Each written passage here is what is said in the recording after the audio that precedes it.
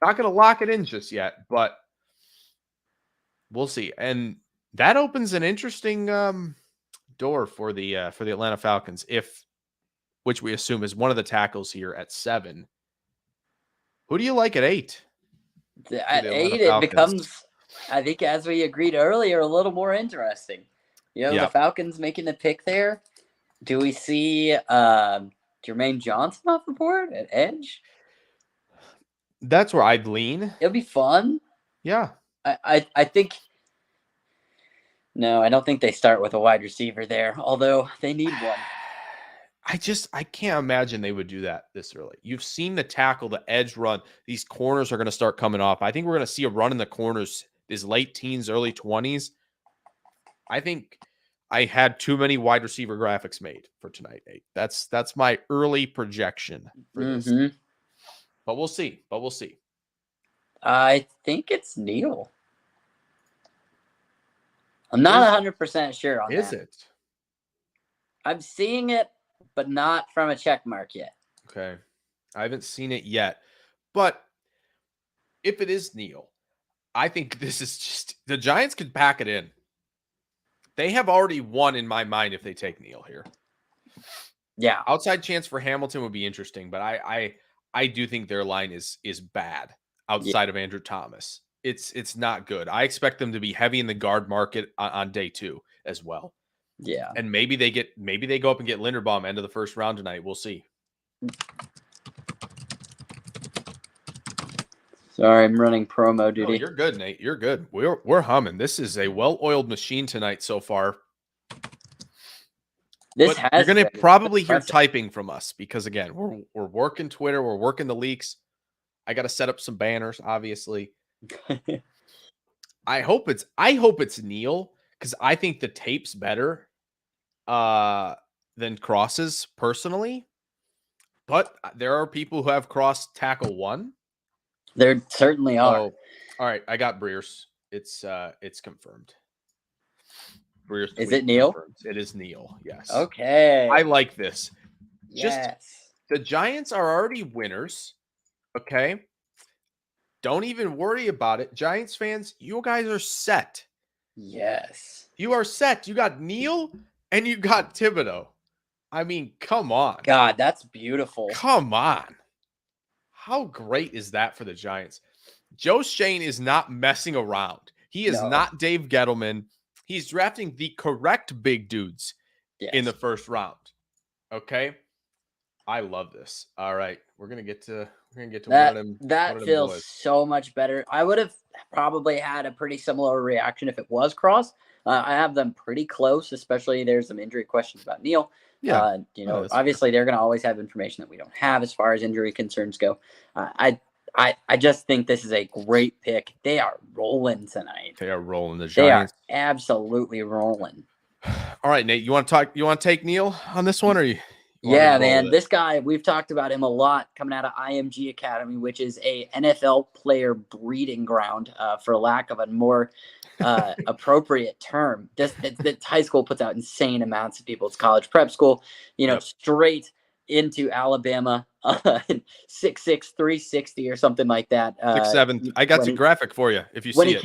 When he came in. Oh. So he's chiseled down, amped up, definitely increased that BMI, to make that a little more appropriate. Just uses that massive frame at a couple different positions physically just to get these guys off their feet, drive them down.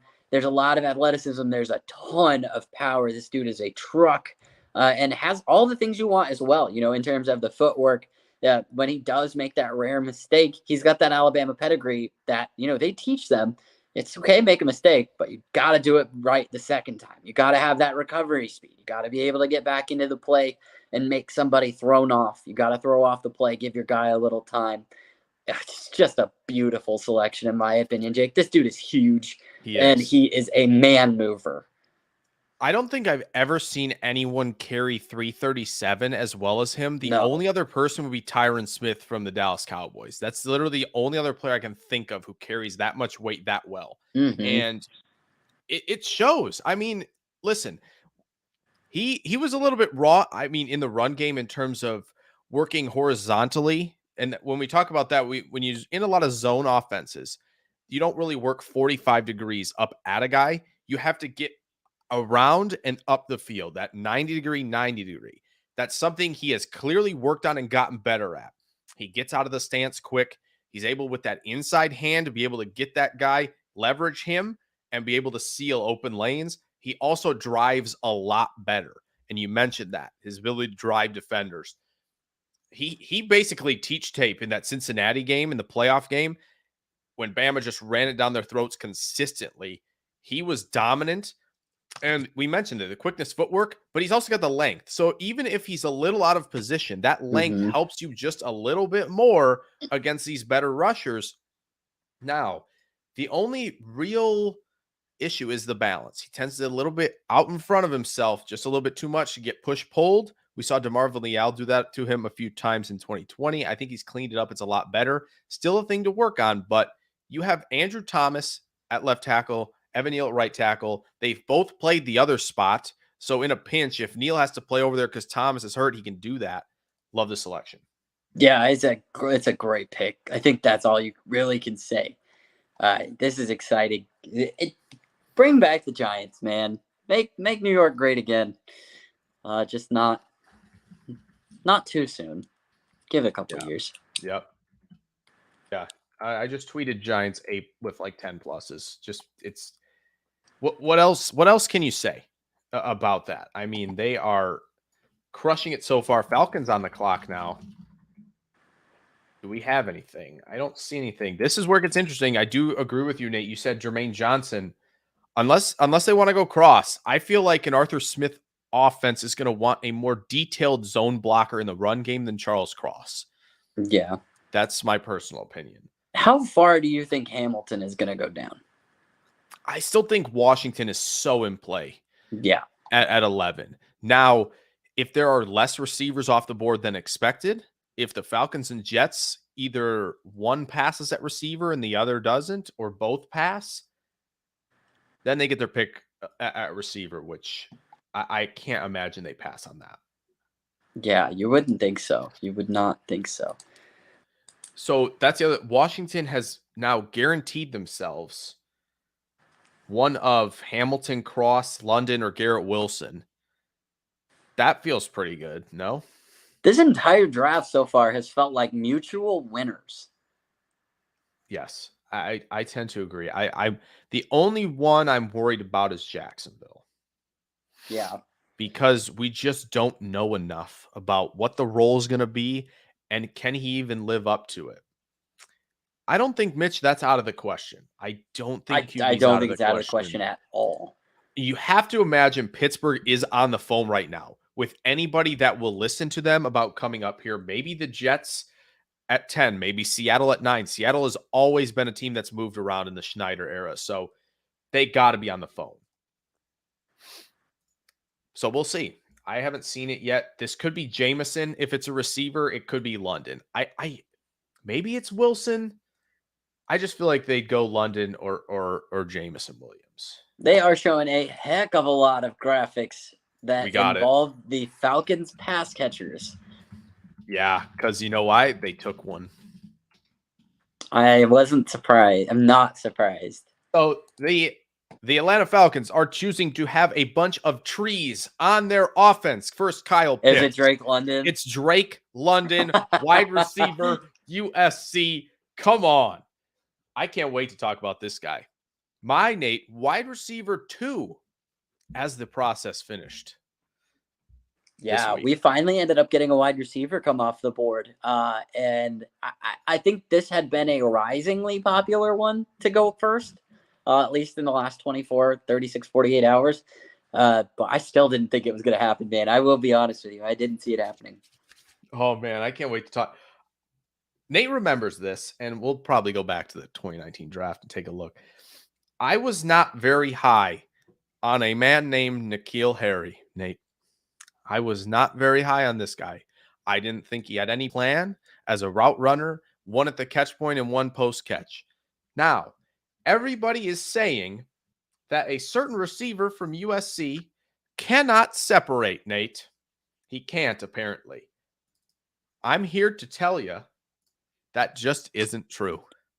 Let's talk about Drake London. Yes, I put the first thing up there because that's what everybody says when they talk about him. Contested catch maestro, because he's able to elevate. Guess what? That's separating at the catch point, people. That's still a thing. 6'3" and 7'8", 219 pounds. He is a good underneath separator, okay? He has efficient breaks. When you're talking about running the square in, running the slant route, he's able to generate space. He's got the length to be able to create space for himself as well. When you're strong at the top of your stem, a la Jamar Chase last year, he generated a ton of more looks for himself because he learned to do that, and the timing was very good. Drake London can do the same thing. He can beat press. He's got a smooth release. When he sells fade, he's really flexible, changing direction for a guy his size, as tall and as long as he is. He makes good adjustments mid-stem. And Nate, I put my little binoculars on Nate, and I went and I said, all right, let's find him getting a blind spot. And guess what? He gets in a blind spot. If you want folks on here, I'll bring the clip up. I will. I got something actually, and I'll share it with the group here that's in here as soon as we're done with the graphic. But he's tough to bring down after the catch. He's quick to transition from receiver to runner, even doing so before the ball gets there. That's something, again, when you lack kind of the explosiveness and burst as a receiver, that's something you have to be better at. If you can catch and you be in transition to get defenders to manipulate space before the ball's in your hands, that adds to your value. He's going to be dominant after the catch. He's going to be dominant at the catch point, and Kyle Pitts in him. Oh my goodness, is that going to be fun to watch? Yeah, it certainly is. That is a really good receiving core, and two really good picks. It'll be interesting to see who's getting him the ball. Yeah, well, that's true. We'll see if Atlanta makes a move up later tonight, back in the first round. Now, Mitch, I do agree with you. Chase was a lot faster. Yes. But Chase often won with speed and physicality, often at the catch point. What made him so effective as a route runner in the short and intermediate was obviously part flexibility, but part using his hands to create space. And that's something that receivers, you can do. You can commit OPI. You should be doing it every play. So Drake London can do that. I'm going to go down swinging with this take on Drake London, and I don't like the catch point receivers. Nate remembers I wasn't high on T. Higgins. I wasn't high on Chase Claypool. I'm swinging here because he's young, he's been productive, and I've seen enough underneath as a route runner to make me trust in his ability. Sorry, I had to go. Not here for T. Higgins slander. No, T. Higgins slander was wrong. I apologize. I was high on T. Higgins, take, so it is very vindicating. It's a bad take. Here, guys, I got a little something for those in the chat who are interested. Here you go. I can share links. It's my. Oh, can you share links in the chat? I don't know if the viewers can. I'm not sure. That would make sense. I know I can do it. I get it. So what I do think Atlanta did here is they kind of have basically said, we are not high on. We are not high on Jermaine Johnson. We're not high on George Karloftis. And we didn't think Charles Cross was a fit for us. So that obviously changed a lot based on who was available. I do think Thibodeaux would have been their guy if he was here. So there you go. I'm a huge fan. Drake London, basketball player, is insane, by the way. Yes. Yeah, multi-sport athlete, guy that comes in. Super excited about that. He's tall. He can move. Sounds a lot like a former Atlanta Falcons wide receiver to me in terms of the build. Could be. Probably that type of build, and I'm trying to think. It obviously not the I know you didn't mean the explosiveness. I'm trying to think of where again, he's very T. Higgins like in terms of how he wins down the field, because T. Higgins didn't run fast either, guys. He wasn't very explosive, but he's quick in that short area. What he's really worked on, and I'll do a video on this. Watch him sink his hips now and get out of breaks. He gets out of breaks way more efficiently than he used to. And that's easily something Drake London can do with the flexibility he has. Ooh, here we go. Here's a fun thing. Little question. Thoughts on Olave? I'm not as high on him as I was initially. Well, I think that's fair. I think we know what his ceiling is. His ceiling is a very good to elite wide receiver too. He's not gonna be a one on your team necessarily, where you have him being followed by Jalen Ramsey Right. Sunday after Sunday, guys like that Sunday after Sunday. That's an elite 2. I believe he's my wide receiver 4, behind Garrett Wilson at 1, Drake London at 2, Jameson Williams at 3. But he is phenomenal with the little things as a route runner, vertical releases, great tracker of the football. Nate, any thoughts on Olave, where he's at for you?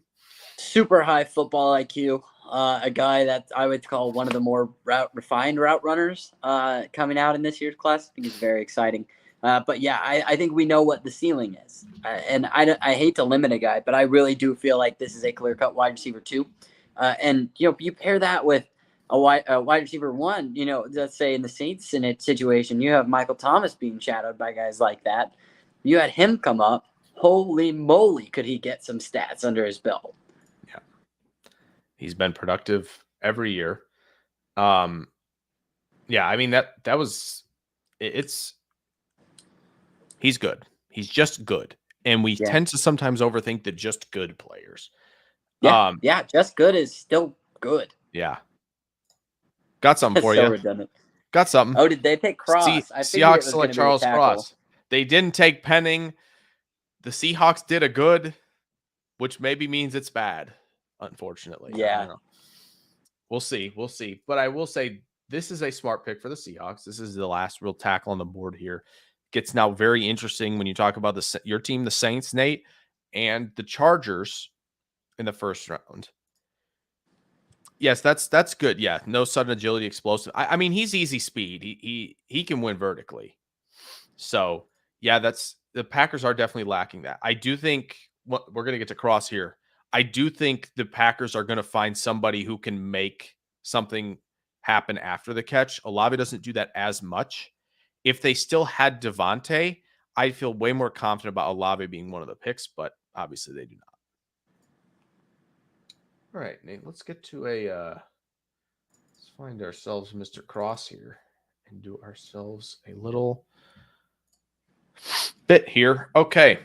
So Charles Cross, 6'4 3/4 and 8.307, 7.58 RAS, not as great as the others, but a phenomenal pass protector. And this is very much don't want to use this comp for people and get scared, but it's very much shades of Andre Dillard.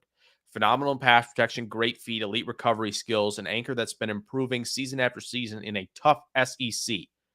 The run blocking reps are limited, and that's something that was an issue with Andre Dillard out of Washington State a few years ago. Yes, and he has the quickness. He has the quickness, but the technique to seal isn't really a thing. He kind of just sometimes walls people off with his back turned to a defender.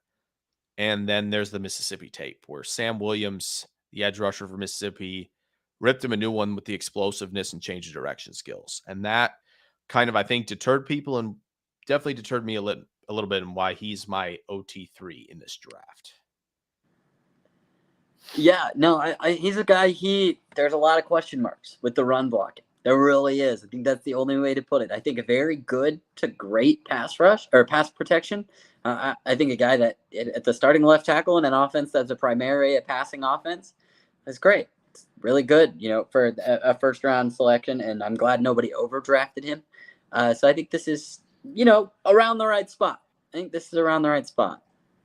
Seahawks are probably going to be run first without Russ, which is hilarious. So now this pick is now hilarious again, I think. Shoot. I mean, it is the Seahawks. Seattle. They did a good, which means they did a bad. Seattle they did a good player, but a bad fit. Yes. Oh, they did a good. It's the Seattle method. Oh, the irony. It's the Marshawn Lynch curse. Still though, yeah. I mean, all he has to do is still run a good the ball. player though.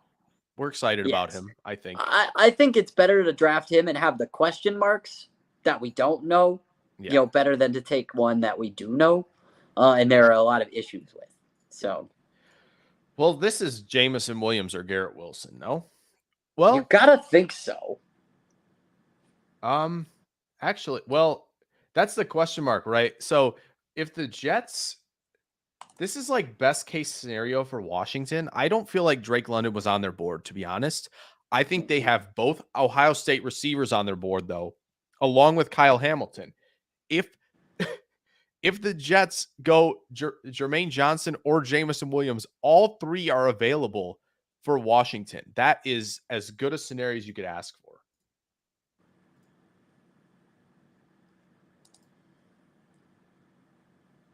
Any thoughts on what the Jets might do here at 10? Man, I think they're looking at golly, I would like to say that I know what I think they're going to do. I really would. They didn't go but Tibbs. It's the Jets. I have almost as little faith in them as I do any other team. So this is unfortunate for Packer fans. Kyle Hamilton might be a Minnesota Viking. Better, I think the odds are probably in the 60% chance that Kyle Hamilton will join Minnesota. Unless the fall continues. Could you imagine, though, Houston getting Stingley and Hamilton? that would be wild. Ridiculous. That'd be epic, dog. I seriously, I think they're going to make the right decision, Jake. I think they're going to go Garrett Wilson here. I really do. You think so? Okay. I agree. I don't know if Mitch was saying that's what he thinks, but that's I think what he thinks Wilson at 10 potentially. And I agree. Obviously, as a Packers fan here, saying please no for Hamilton at 12. I understand. I think it's Jameson Williams or Jermaine Johnson.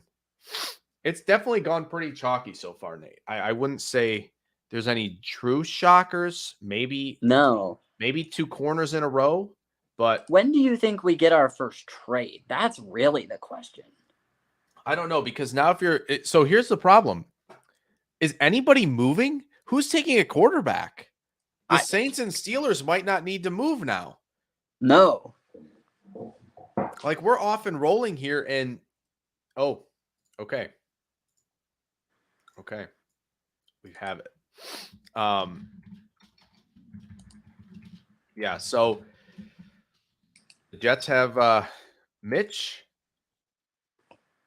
savvy son of a gun. It's Garrett Wilson for the Jets at 10. Jets are going to go receiver. We thought that might be the case. I have a funny feeling now that means Jermaine Johnson might just end up a Baltimore Raven in all this, huh? Shocking. That it's looking like it. Shocking that the Ravens would get value, But yeah, we'll do that. Nate, any thoughts on, or do you want to wait for the? No, I got it. Yeah. If you want to put the board up, I'll start put my talking. wide receiver 1.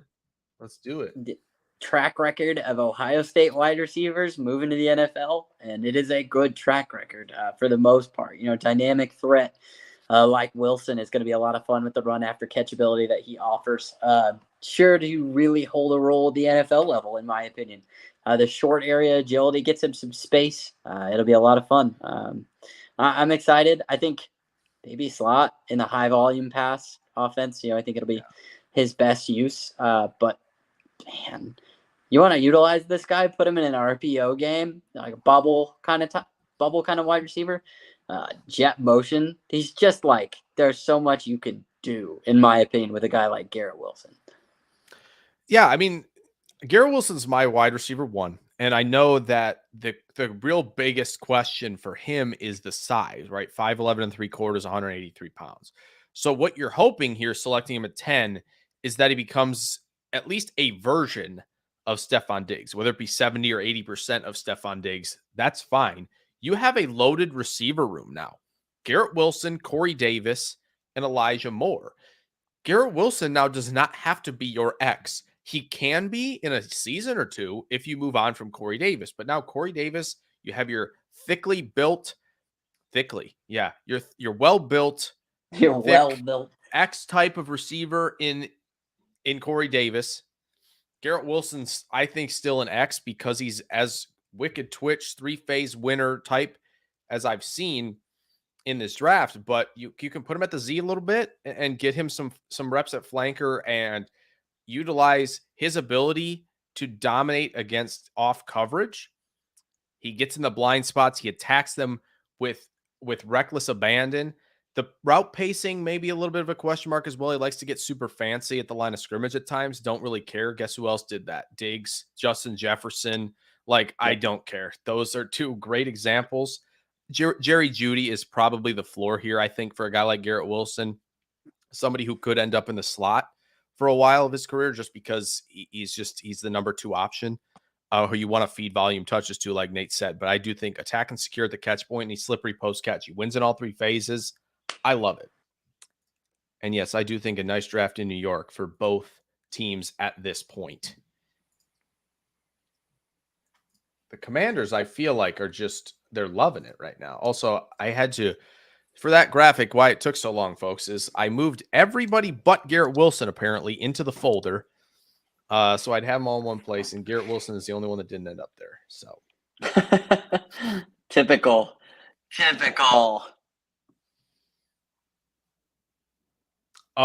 What? The Saints have moved up to 11. Oh, God. Oh, is it Kyle Hamilton? The Saints are on the clock. Is it Kyle Hamilton? Nate, I told you if it's Kyle Hamilton, I'm getting a jersey. You did. Maybe it's Malik. It's got to be Kyle Hamilton, man. Come on. Take Kyle Hamilton. Marcus Williams is gone. They're moving CD Deuce, into the role that he's playing. There's an opening. No, nobody took Jameson. It's Jameson or Hamilton. This is the options. Don't move up to take Olave. I love Olave. Yeah, but don't move up for him. Don't move up. Not from that spot. No. For Pete's sake. If it's a QB pick, I'm going to cry. Dude, please be Hamilton. I want the Hamilton color rush with those. Don't be Pickett. The Saints are causing absolute chaos on the night where the Pelicans are playing the Suns. Dude, we just said that nobody should move up at this point, at least for a quarterback. The quarterback teams didn't need to really make the move. I personally, at this point, what's up? There's a notable person in the Saints community saying about 3 minutes ago that this is shaping up to be the worst case scenario for the Saints. I fail to see how anyone who knows anything about the draft says that, in my opinion. I have to get that out there. I really don't think, other than, at the tackle spot, it's rough, but they've proven they can really show what these like mid to late first round tackle guard prospects are worth at the Saints. Yeah, I mean, if they go with like Kenyan Green at 19, that's not that bad. He's played right tackle before. If you're trusting him to do that, I'm okay with it. This is for the Saints. For me, it was like, okay, well, yeah, the quarterbacks are on the board, but like, so is an elite safety, and so is Jameson Williams, who we thought was going to go in the top 10. So, I mean, okay, here we go. We got trade terms here. Sending 11 to the Saints for 6. So they got rid of 98 and 120. Oh, okay. To make this move. So now the Saints have 19 and 40. They still 49, which is nice for day 2. But that's the only pick they'll make unless I guess they could move back from 19, Nate, and still potentially secure the most a safety thing. They could still secure a safety if they take Jameson Williams here. Yeah, there's no doubt. This is truly intriguing. We're still waiting here. We are, and that is almost interesting to me. Like there is still a wealth of options, but you would have thought it would come down and be not that complicated. Malik, if you're trading up. Well, oh no, did they do it again? Did they take an offensive lineman? So no, it just brought me back to the Saints moving up for Davenport. And if it's for like Jermaine Johnson, I'll cry. Ooh, wait, would you rather be Jermaine Johnson or Kenny Pickett, though? Kenny Pickett. You'd rather be Kenny Pickett? Take a swing.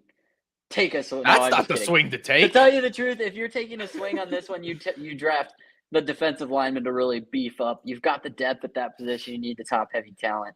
And you want the defense intact for whatever gets rolled out at the offensive position. this team has shown that they like to win through defense. So I guess if you're going to trade up for one of those two, Johnson is where you go with that. Maybe. So this is the other possibility, right? Like it is Jameson here, but they do get Pickett or Ritter at 19. Right. And they don't have to move up for I have not seen it yet. Okay. Oh, it's the Saints. So yeah, I don't know if you heard. It is 16, 98, and 120. Mitch, it is not Pickett. Yeah, the Eagles and Saints are indeed the competitors because the Saints have just taken Chris Olave, wide receiver from Ohio State. This is what we heard all process, Nate, that the Ohio State receivers were going to be off the board earlier than we thought. And the Saints get an Ohio.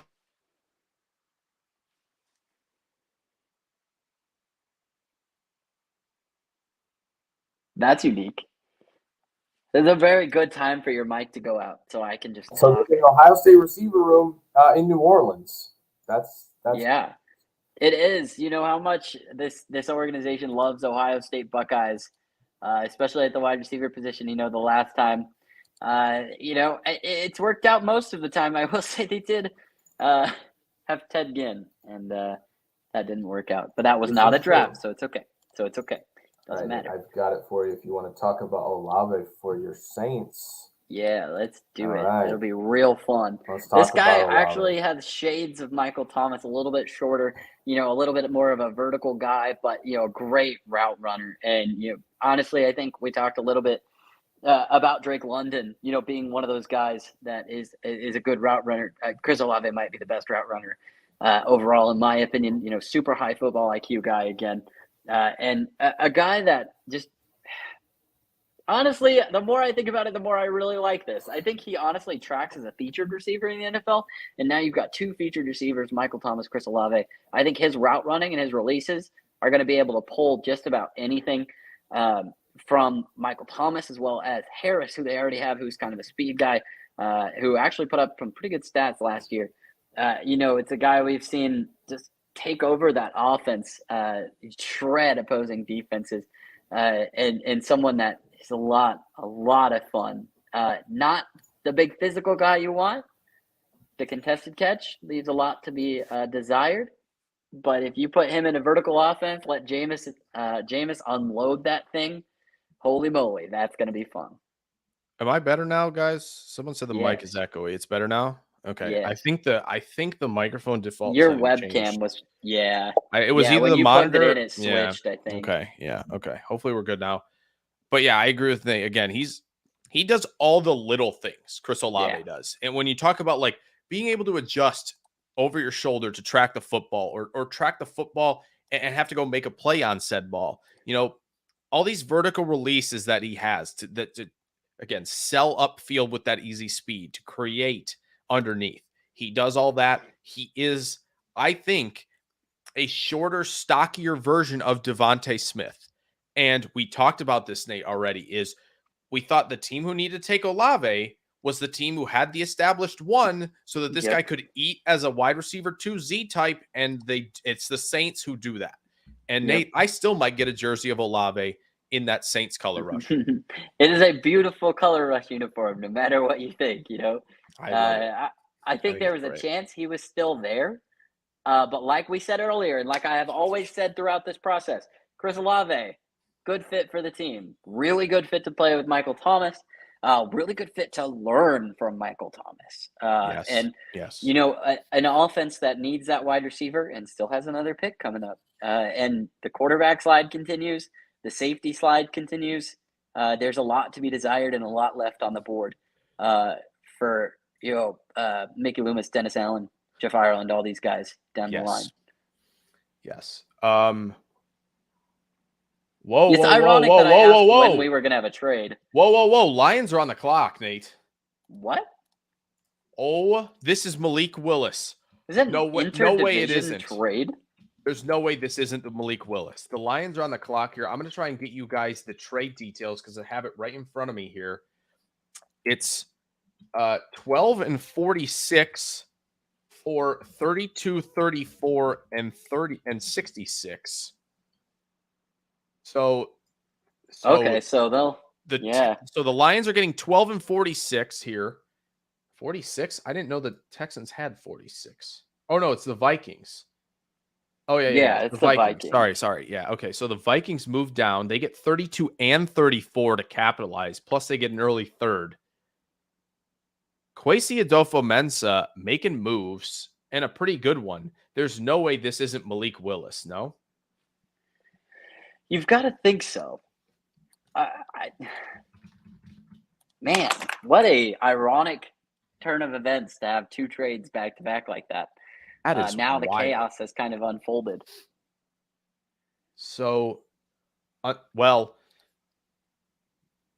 I mean, there's no way this is for like Kyle Hamilton, right? That's like no. That would be a lot to give up. That's a lot for a safety. Like, I love Kyle Hamilton. He's my top player in this class. Jameson would even be a lot to do this. This is still a trade. Than a quarterback. This feels is like a quarterback, a heavy trade. This has got to be a QB. That's just not a move. Like, you have so much capital in the 30s and at 66 to not. I mean, coming away with Hutchinson and Willis is pretty darn good, if you ask me.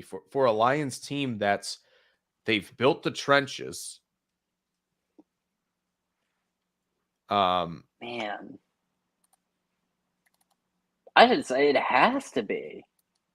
Oh my God. No way.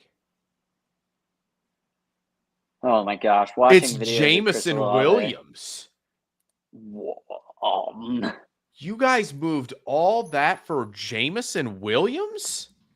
Okay, feel a little bit better about the Olave. Well, that landing spot sucks for fantasy owners. Oh my gosh, that's awful.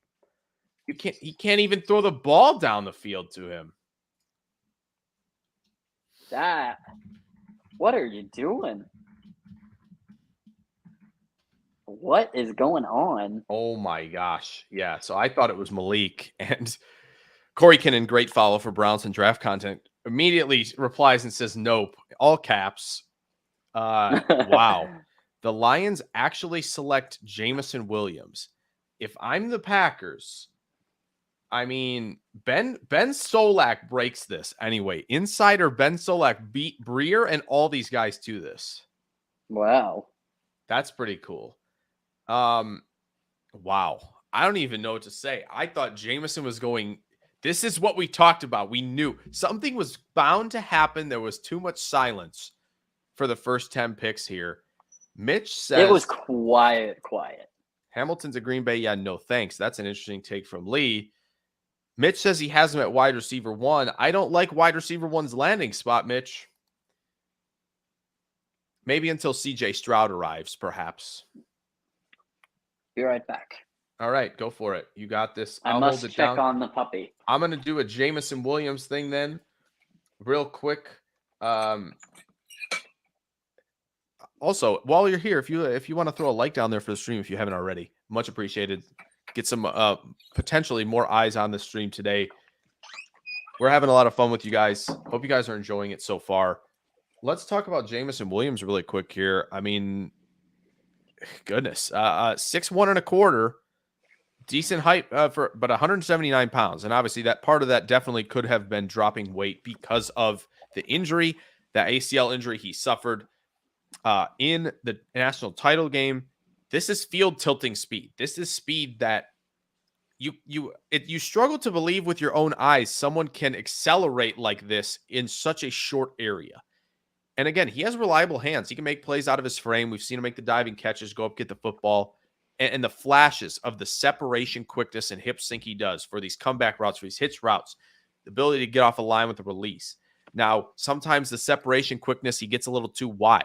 And if you get wide like this off that with that explosiveness, you have to be able to get upfield efficiently. And with that speed, he's going to do that.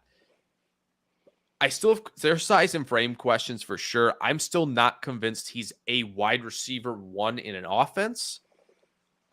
But the NFL is consistently going to go after these speed guys and hope that one of these times it's Tyreek Hill.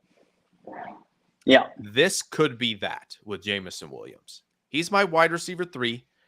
And I will say pretty much all my top 5 wide receivers were like mid to late first round grades. So they're all in that little bit squished. But Garrett Wilson, Drake London, Jameson Williams in that order for me, I think separate at least a little bit of a tier from the other 2.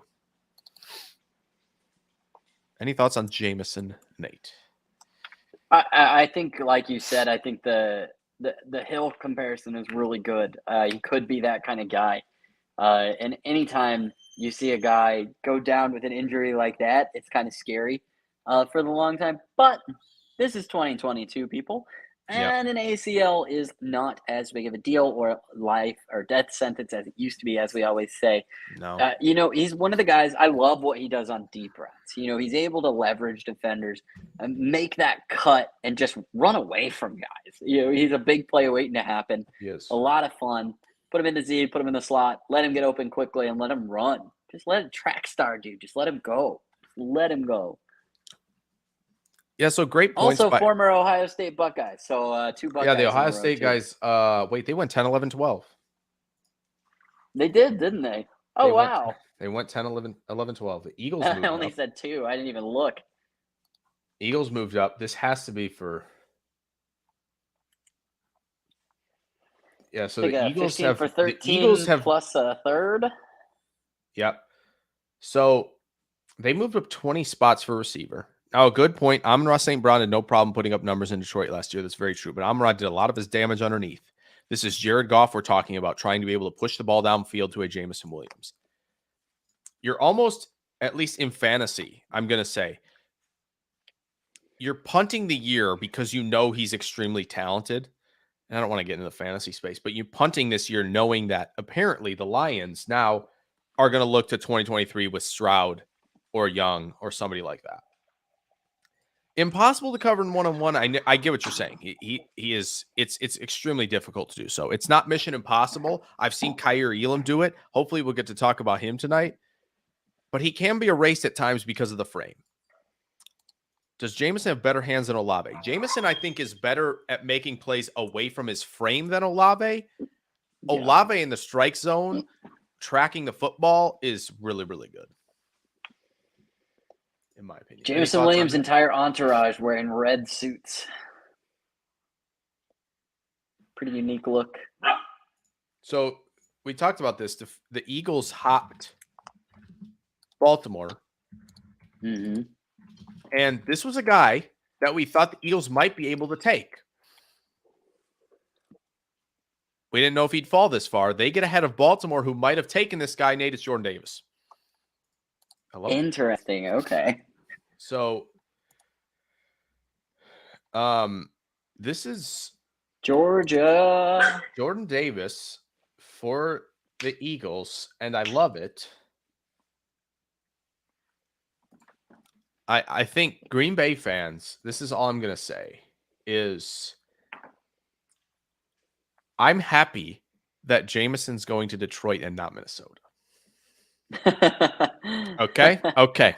Because Jameson with Thielen and Jefferson is a nightmare. And that's not something you want to be game planning for. So I love that Minnesota traded out. Now, did the Lions do the right thing moving up? I don't know. Zach, how you doing? Good to see you, man. Hey, Raiders fan. The Packers, I don't imagine they get receiver tonight now. I think they're going to stay pat. I do think safety is going to be very much in play.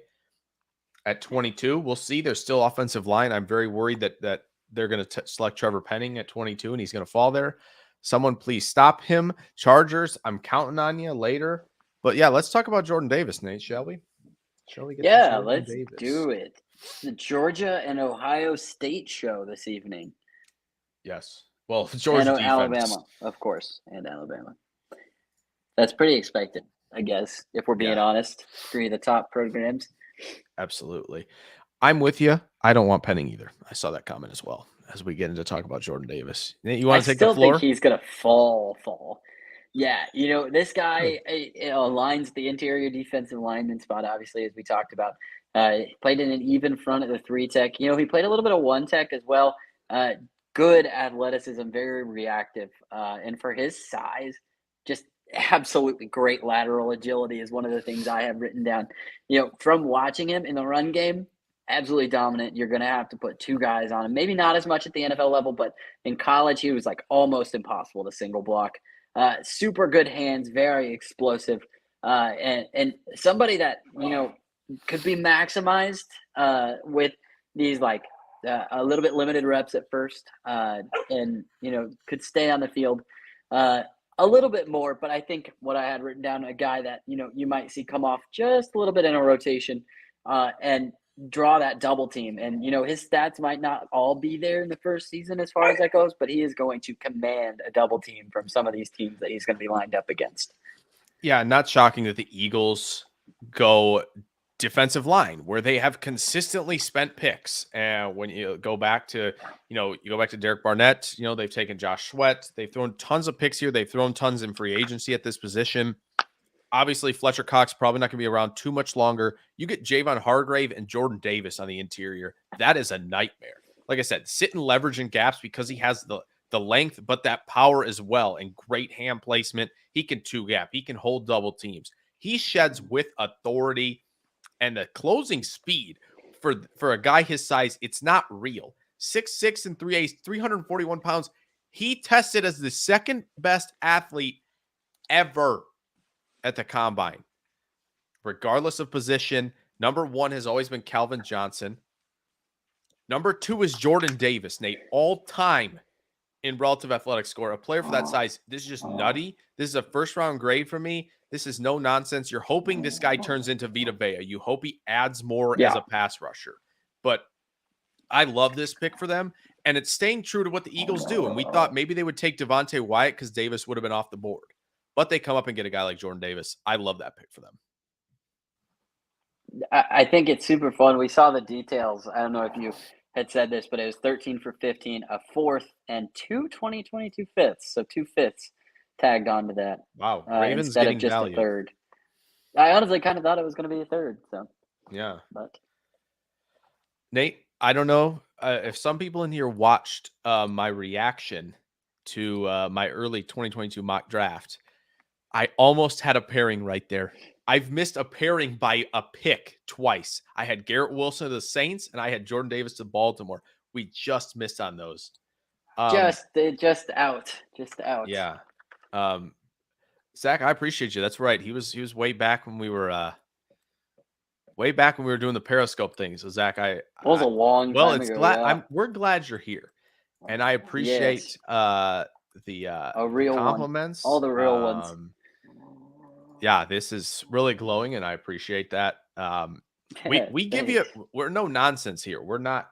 Yeah. If Carolina took Kenny Pickett at 6, we're not going to sit here and glow. No, we're going to be honest. Yeah, we're going to be wrong in some instances. That's for sure. Yeah, but we're going to be honest. And we're going to be very right in others. Yeah, that's true. I'll give us credit. I'll be good cop. There you go. Baltimore taking Travis Jones's nose tackle would be kind of wild. But yeah, Baltimore's on the clock. I'm very sorry that we're slow with these, but want to hit these players because, again, want to give you as in-depth as possible. So hopefully tomorrow I'll have at least 150 of these graphics made for this. We're about a third of the way there. So that's good news for tomorrow. Sorry if you can hear Of course the Ravens do 4-month-old puppy this doing just crack stuff. This is such a Ravens thing, Nate. Who'd they end up with? Kyle Hamilton? Yeah. Of course they did. Figure. Of course they took him. Richie has got to be ecstatic.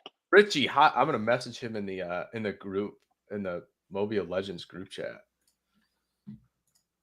Richie has got to be ecstatic. What great value that is. That is exciting. Come on. There is an insane amount of guys who have him as their number one player. Oh my gosh. Just Nate, I'm getting the jersey. crazy. Still getting the jersey. Don't care. Yep. Still getting it. He is one of my favorite safety products I think I've watched in a very long time. I'm thrilled. Sorry, my mic's a little. The instincts are there. The physical stuff is there. It's insane. It's literally insane. Okay, so the story with him, let's talk. Yes. Let's glow on this Let man. me tell our fun little Kyle Hamilton story really quick. I love this man. All right, yeah. I'll get the graphic ready. Little Kyle. Okay. So when Kyle Hamilton left for Notre Dame, at the age of 18 years old, much like most of us do when we go to college, his trainer at the time, this is, when he was getting recruited and was a 4-star guy, ended up going to Notre Dame, they told the Notre Dame staff that have him recorded with a 40-inch vertical at 18, an 11-inch broad jump, and, quote, the fastest electronic 10-yard split ever timed at one of the nation's best facilities, all at 18 years old. I'm glad you talked about some 10 yards, some splits, Nate. That's what I'd love to get to. We'll get to that. Let's flash this graphic, though, baby. This is my number one player in the class, Kyle Hamilton. I have not wavered on this. 6'4", 220 at safety. That's stupid. 93rd percentile athlete. Big, long player for the safety position. Gives you a little bit of wiggle room in terms of getting to the football on time and disrupting the catch point. That extra little bit in arm length is going to be helpful. The rare versatility, Nate mentioned it. He can play in the slot in man coverage. He can stay physical. The transitions are good. He can play deep. We've seen him with the range to make plays and close. Whether it be instinct-driven or not, he's making those plays. He's playing in the box a lot against the run because he can stack, shed, he can tackle. He's fantastic with range as a tackler to that length coming into play. The closing speed to fill the alley is extremely good. Love the route recognition skills as well. Ball skills as well. Is he fast enough? The 40 is nonsense. I'm going to tell you why. The 40 is bullcrap. His flying 20, which is the last 20 of the 40-yard dash, was 0.03 seconds behind Lewis Cine, who I believe ran in the 4.3s, Nate. That's insane. So the flying 20, maybe he doesn't get up to speed as quick as some of the other guys, but when you're playing on the roof, as long as you can close, you're in great shape. And when, like I said, I've seen some GPS times from him at 21 miles an hour. That's as fast as some of these receivers. I'm not worried about this. And this is classic Ravens getting a phenomenal player in a value spot. I'm done with my spiel. I love Kyle. Pretty much hits it all. Can we talk about how now the Ravens have the most talented safety they've ever had since Ed Reed, potentially? And they also signed Marcus Williams, Nate. That safety room is bonkers. Actually, a lot of people were saying Marcus Williams was the best safety they've had since Ed Reed. Now they have two of the best safeties they've had since Ed Reed. Absolutely ridiculous depth. I'm getting that jersey, man. Got to be so fun. I'm getting that jersey. I had Ed Reed's jersey as a kid. You best believe I'm getting a Kyle Hamilton jersey in purple and black. So can Hamilton beef up and play linebacker? I don't think he's strictly a strong safety at all. Some people may have said that. I feel like people only started saying that when he ran the slow 40. So if people are only going to say that once he started doing that and didn't say that initially going through film, then I'm going to kind of disregard it a little bit, truthfully. Maybe he could beef up and play linebacker. I don't want him playing linebacker. I want him making plays all over the place. I want him blitzing. I want him on the back end. I want him covering guys. I want him to be a mismatch eraser. So again, the Chiefs have Travis Kelce. This is your eraser right here. So I love it. They moved back. Oh, Texans doing things. So the Ravens stay at 14 and select Hamilton. I'm seeing the Texans selection, and it's somebody I wasn't sure was going to be selected tonight, believe it or not. Not that he wasn't a good player, but it just seemed like the positional value dropped. So the Texans are selecting Kenyan Green, Texas A&M guard here at 15. A little surprising, but I do think now the NFL is kind of mirroring, maybe, Nate, our thoughts on where the tackle class was at after the first three guys. Yeah. That's the one thing to think about for sure. Yes, definitely. Kenyan is My next offensive lineman on the board, and I think most people are probably going to say the same about that 5-star recruit out of the great state of Texas. Guy who stayed relatively local, pretty much started from the bat. He's got I think almost 40 starts in a 3-year career, something I like believe that. 35. I believe he has 35 starts, which is so experience. He's played every position but center for that A&M team. And call a run play behind this guy. Let him bulldoze a path for you. He's versatile in this scheme. I think his experience. This guy might be a future All-Pro offensive lineman if he can really just contain all of these strengths. And I'll let you dig into that. Where you want to go with that. Yeah, I mean, you hit a lot of great things with Kenyan Green, like you said, 35 starts, immediately starting on that offensive line at Texas A&M as a freshman, and what was a really, really good recruiting class, right? Obviously, you had Weidermeyer in there, you had Leal, and there was one more, Isaiah Spiller. So that was a loaded class for Texas A&M. And even just last season, this rare versatility shows up. He's playing right guard, he's playing left guard, he's playing left. He played left tackle against Alabama, who has perhaps two of the best rushers in the nation in Will Anderson and Dallas Turner. He didn't have any problems. He went blow for blow with who I think can be a top 3 pick next year. It's just a question of getting a little bit too out in front of himself. He has good footwork. He just needs to mirror that upper body with said quick feet, because he does kind of lean. If he tends to lean a little bit and not catch up to his feet, gets a little out of position, and that's where we have some losses. Otherwise, Nate mentioned it. People mover in the run game, has the anchor, has the quicks and pass protection. Obviously, there's one thing holding him back, and it might be it's a little thing. You never know. Short shuttle is an important thing for offensive linemen. It's often a test that people look at when deciding, okay, offensive line, is this guy going to succeed? It's not a foolproof system. Nothing is, but the short shuttle time was not very good for a guy of an interior offensive lineman. So just something to monitor. Doesn't doom him whatsoever, but it's just something to watch for that trend. See if it's continue to be a real thing, or there's going to be outliers like Kenyan Green, who I think the Texans now.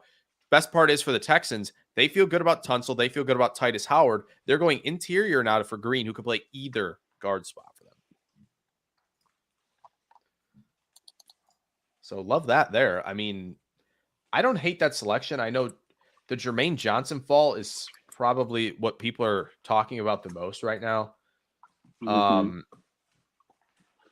Well, I think when we saw Travon Walker go first, we had a feeling like, oh, maybe they're going to swing. Like maybe teams are going to be coming out hidden after these first couple guys go off. But it hasn't been chalk. That little trade sequence that we had has kept it from being that. But no swings for Johnson.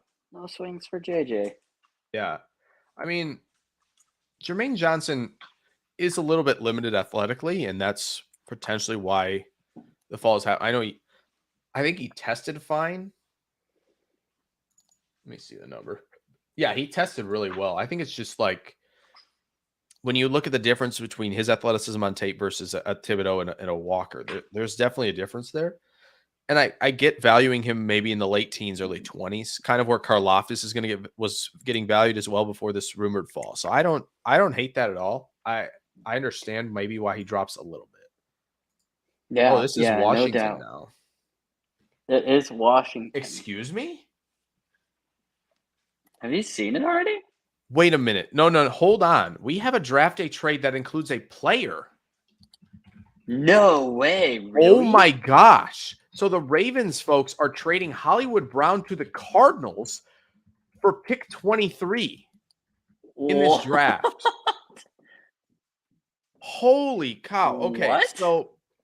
So the Ravens, so this is crazy. So we talked about this 3 years ago, Nate. It's been a long time. We talked about, how good Hollywood Brown was, how speedy he was. They played together, Kyler Murray and Hollywood Brown in Oklahoma. They did. And we've seen this type of reunions happen in the National Football League. We were wondering if we'd see it tonight, potentially, if you got, who was I thinking of? Oh, no, maybe not tonight, I guess. Well, unless the Bears moved up for Olave. More tomorrow, but you're seeing these kind of team-ups happen a little bit more. Tua with Waddle, Devonta Smith with Jalen Hurts, Joe Burrow, Jamar Chase, and now Kyler Murray is getting his guy Hollywood Brown in there with DeAndre Hopkins. So maybe Arizona. That's fun. Yes. Maybe I mean, Arizona wanted they're Jameson. trying to keep Kyler from going and playing baseball. Yeah. I mean, this is insane. So that's fun tonight, folks, huh? What a freaking change up. It's Hollywood and pick 100 to the Cardinals. Huh. Ravens are wheeling and dealing. What they got in mind next here? Treylon Burks? That would be. Could you imagine? So they're at 23 again. Yeah. Where is Richie?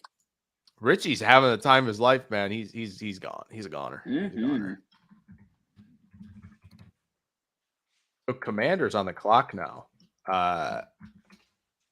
What do we think here? This is a weird spot for them because I don't know what to believe anymore. They don't have the top receivers are off. Mm-hmm. Yeah, I don't know what to think here. I mean, well, it could be. Oh yeah, Devontae Adams and Carr. That's another one, right? The team up. That's a good point. Yeah. That's another team up. They have so many team ups. San Diego State? Fresno State. Fresno State. I knew it was one of the little guys. Also, Rashad Bateman season, folks. We're a go for 2022. Okay. So for as good a player as he is, excuse me. What? Are we having a lot of insanity going on? Oh my God, still? The Washington Commanders just took Jahan Dotson. Why? Took him over. So Burks doesn't go before Dotson. Okay. Well, Jahan Dotson. The Washington Commanders are selecting Jahan Dotson, wide receiver, Penn State. Now, the fit here makes sense. Yes. Because once again, as with Olave, you have a receiver who is never going to be a number one, never going to be an X type at the position. He's 5'11", 178 pounds. But you already have an established vet in McLaurin. You're still looking for that number two. Dami Brown didn't do much as a rookie. He was a third-round pick, but still expectations. Curtis Samuel's been a flop so far, so they're going to get Jahan Dotson for Penn State. What a night. What a night with receivers. We knew something was happening here. Certainly made it interesting. Ravens did a thing. There's gonna be a lot. I'm gonna have to make a lot of videos tonight. Well, Jahan Dotson's another one of those guys. We were talking about multi-sport athletes earlier tonight. He was a guy that was all conference basketball, football, track. Just three? I think it was just three. But yeah, he was all Pennsylvania football player just to get it started. A guy that's a crafty route runner, creates some natural separation, has good catch radius. And the speed you really want, the speed that teams are let's just say alternating to, put him in a spread with a vertical attack, and that's where he's going to be best. I'm just not that high on him. And I feel like if somebody is going to prove me wrong, it might be him this draft at the wide receiver position. Yeah.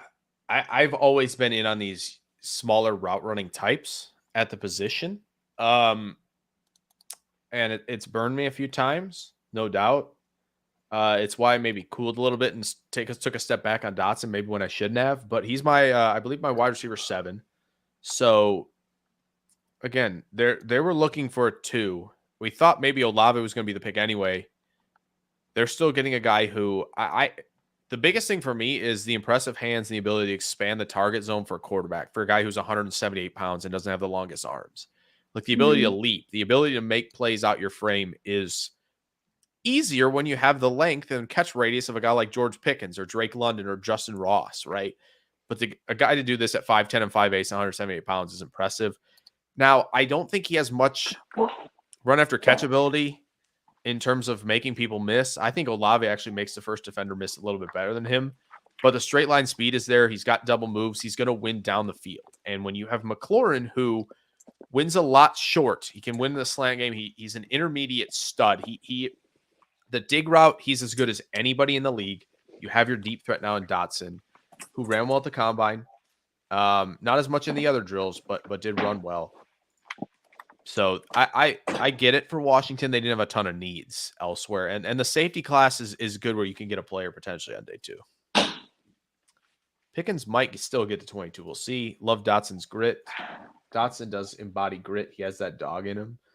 Oh, no, not again. Had to do it once. We have had a minor toy emergency during my the NFL goodness. draft at the Williamson household with stuff all over the floor. So The Chargers are getting one of my favorite players in this draft. presently back. You got it. All right, folks. Manning the controls myself here for a minute. We have the pick for the Chargers, and it's one I really like. And they are going to oh my Nate, get on here right now. Oh my God. Yes, hello. The Titans have just traded A.J. Brown to the Philadelphia Eagles. What is going on with the player trades?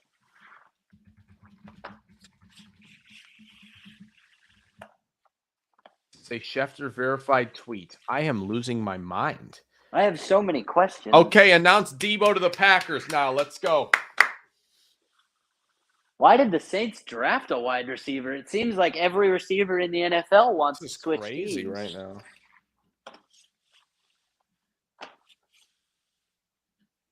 Who did the Eagles? So they. What is with my? God dang it! That stupid mic thing. I don't know why it's doing that. Okay, so comments. Hi. So we have a trade here for AJ Brown going to the Eagles. This is, I mean, we have officially gone rogue tonight. And the Eagles are all in. They have now Jordan Davis. And I mean, what's insane about this is we now have 2 receivers from the Alpha Chad 2019 class on the move. Could someone else be next? Is the real question. Is Debo on the move next? Are the Jets going to get 20? Are they going to give 35 and 38 for Debo? Is Green Bay going to get? I feel like Pickens is going to be there as well. I am floored by this trade that the Eagles and Titans have just made. By the way, the Chargers are selecting a player if we want to, if we wanted to get to that because of this AJ Brown nonsense that's going on. Everybody's getting better except Dallas at this point in the NFC East. So you kind of love to see it. Okay, let's get to Zion Johnson, Nate, because he's the pick at 17 for the Chargers. Okay. I believe somebody made this selection recently in a mock. I don't remember who, but yeah, this is wild. So it's for 18 and a 3rd round pick. This is crazy that AJ Brown's going to be an Eagle. I've even completely lost track of the order that these things have been happening in. So the Titans are picking at 18 now, presumably for Treylon Burks here. Sammy. Probably going to be Treylon, but let's get a graphic up. Thanks, sis, for the. Yes, graphics are good. Eagles are giving Hurts everything, and they still have 2 picks next year to move up for quarterback if they need to. Yeah, the Cardinals are major L here. They got Hollywood, but the Eagles got AJ Brown and Devonta Smith in the same receiver room. Jeez. You'd love to see that.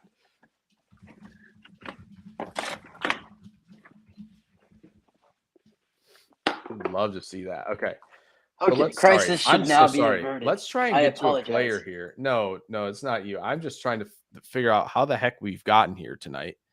I know. I feel like the last couple picks, I have lost track of the order entirely. Well, so who just picked? Oh, we had Jahan Dotson go 16, right? Yes, is Jahan Dotson at 16, Chargers with Zion Johnson. That's it. So this is one of my favorite players in the class in Zion Johnson. Again, 6'2" and 5'8", 314 pounds, 9.75 RAS. Primarily a guard, obviously. Had the 2020 season, played at tackle, was not very good. Nope. That's not where I think his versatility lies. His versatility is moving interior to center, where he got some reps down in Mobile, worked on his snapping, but again, has the ability to reach block as a center. And we'll get to that, but he has the elite power, grip, strength, anchor, and pass pro. He's very hard to move off his spot.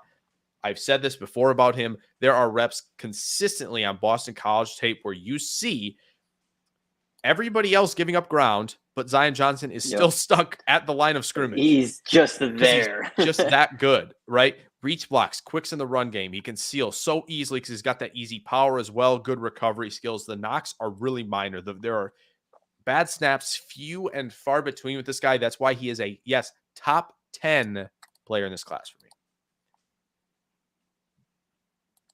Beast. Man. Also, should we say this, Nate?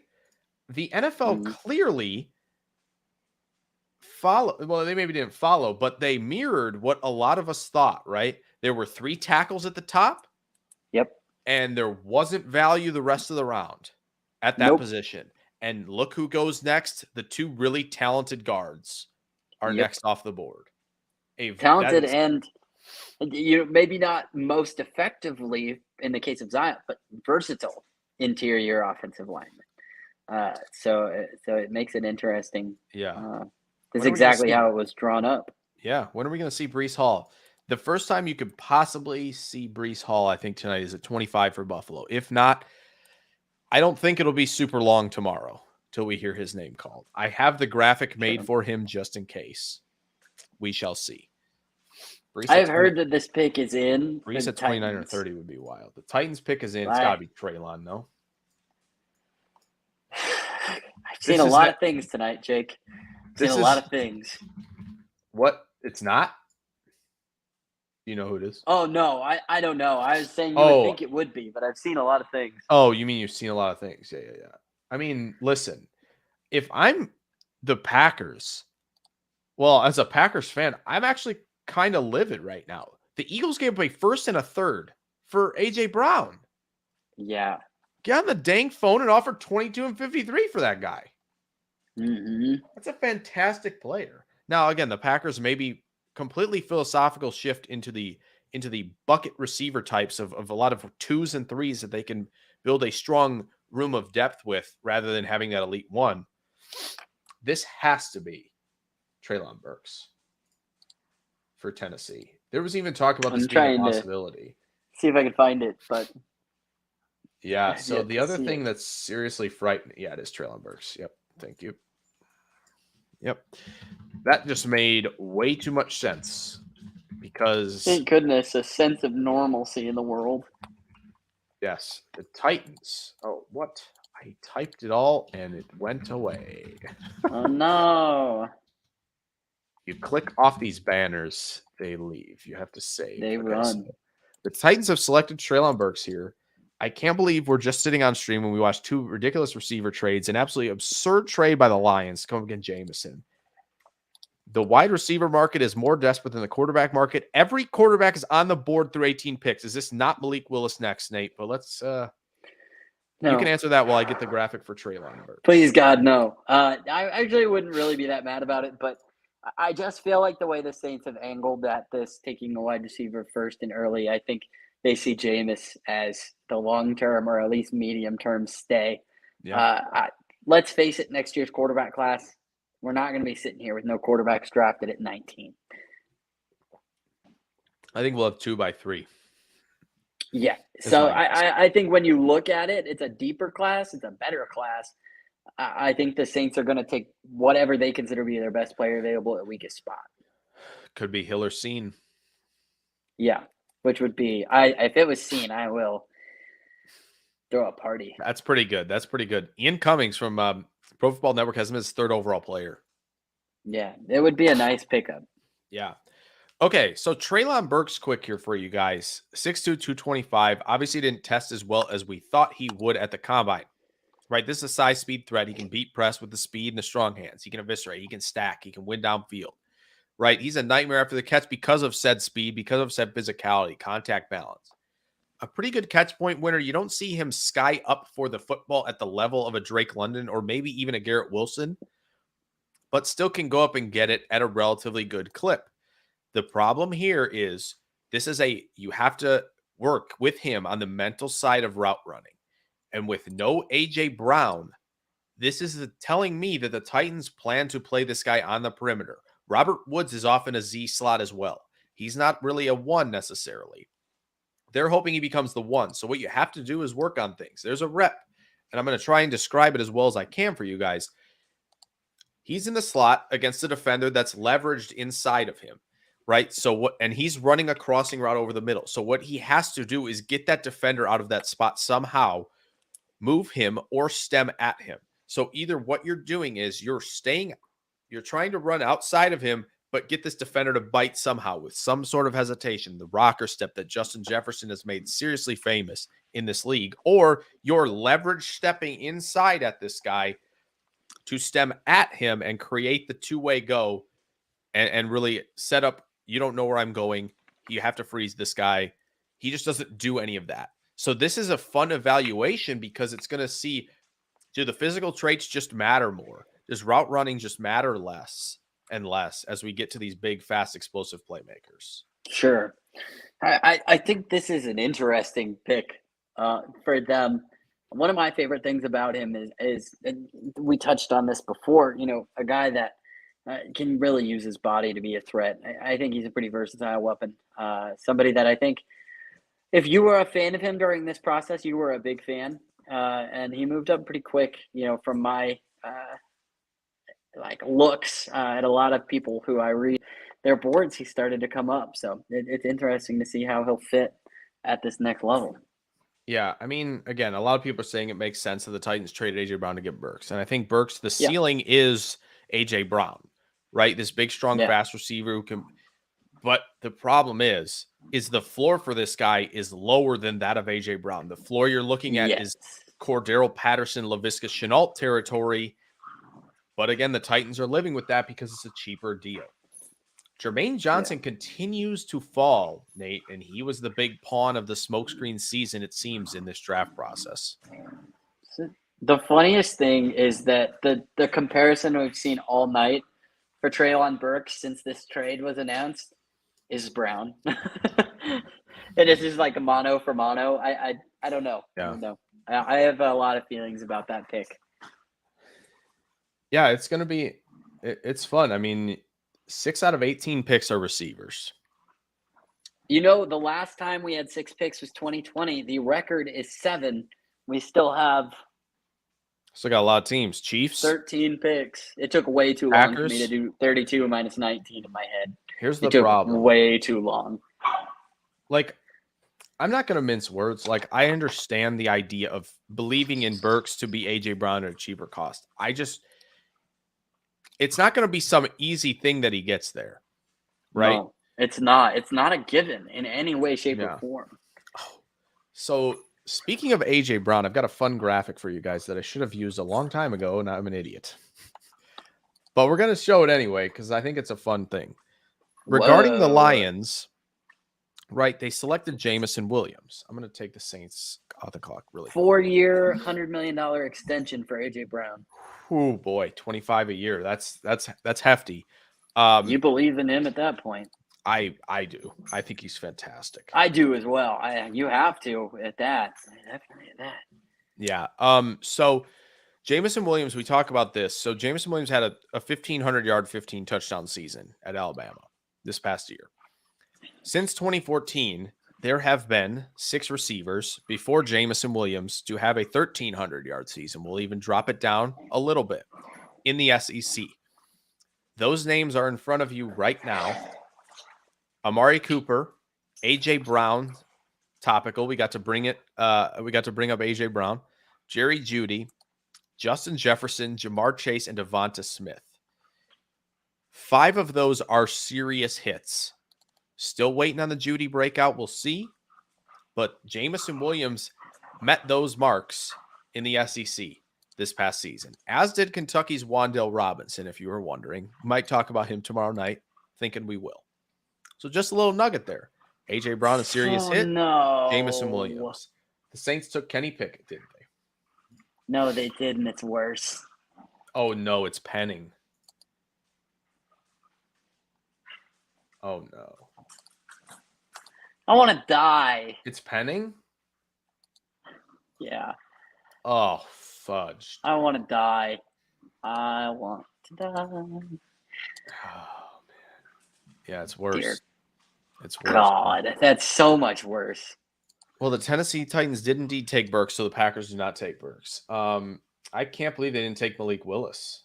So Malik Willis is just a Steeler. Yep, 100%. And they didn't have to move up for him.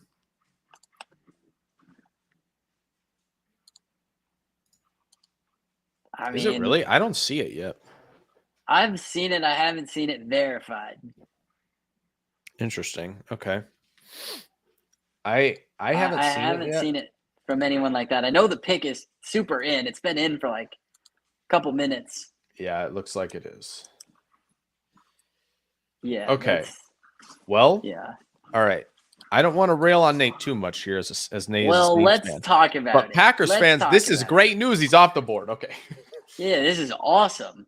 All right. Let's Let's talk about this dude from Northern Iowa.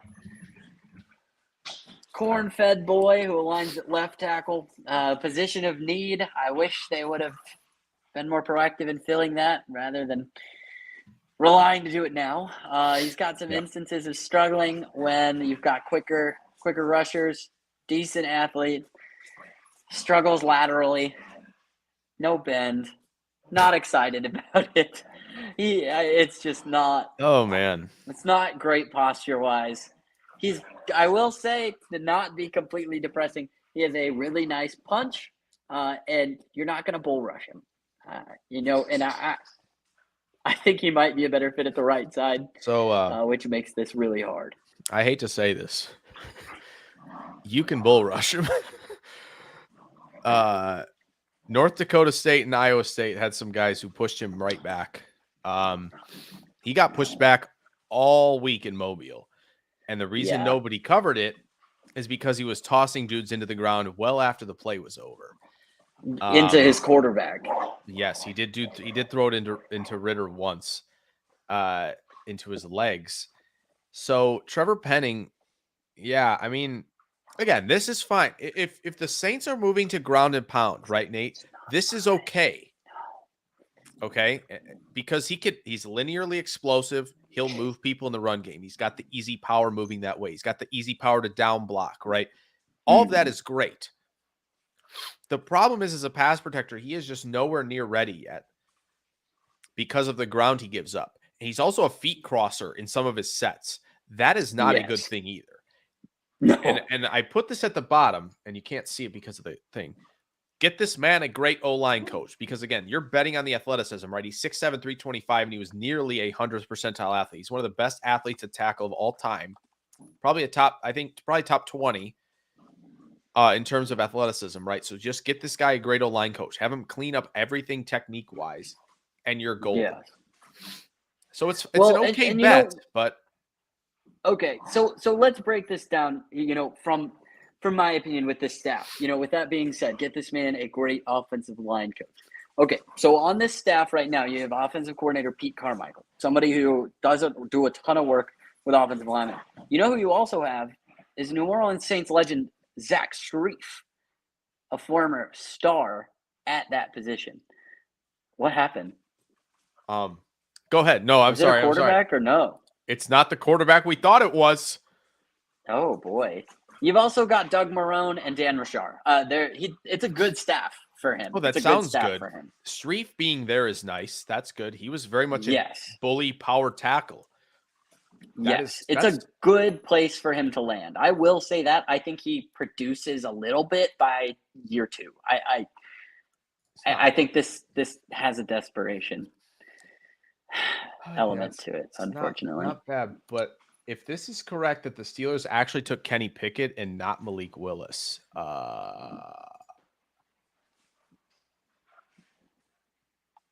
oh my God.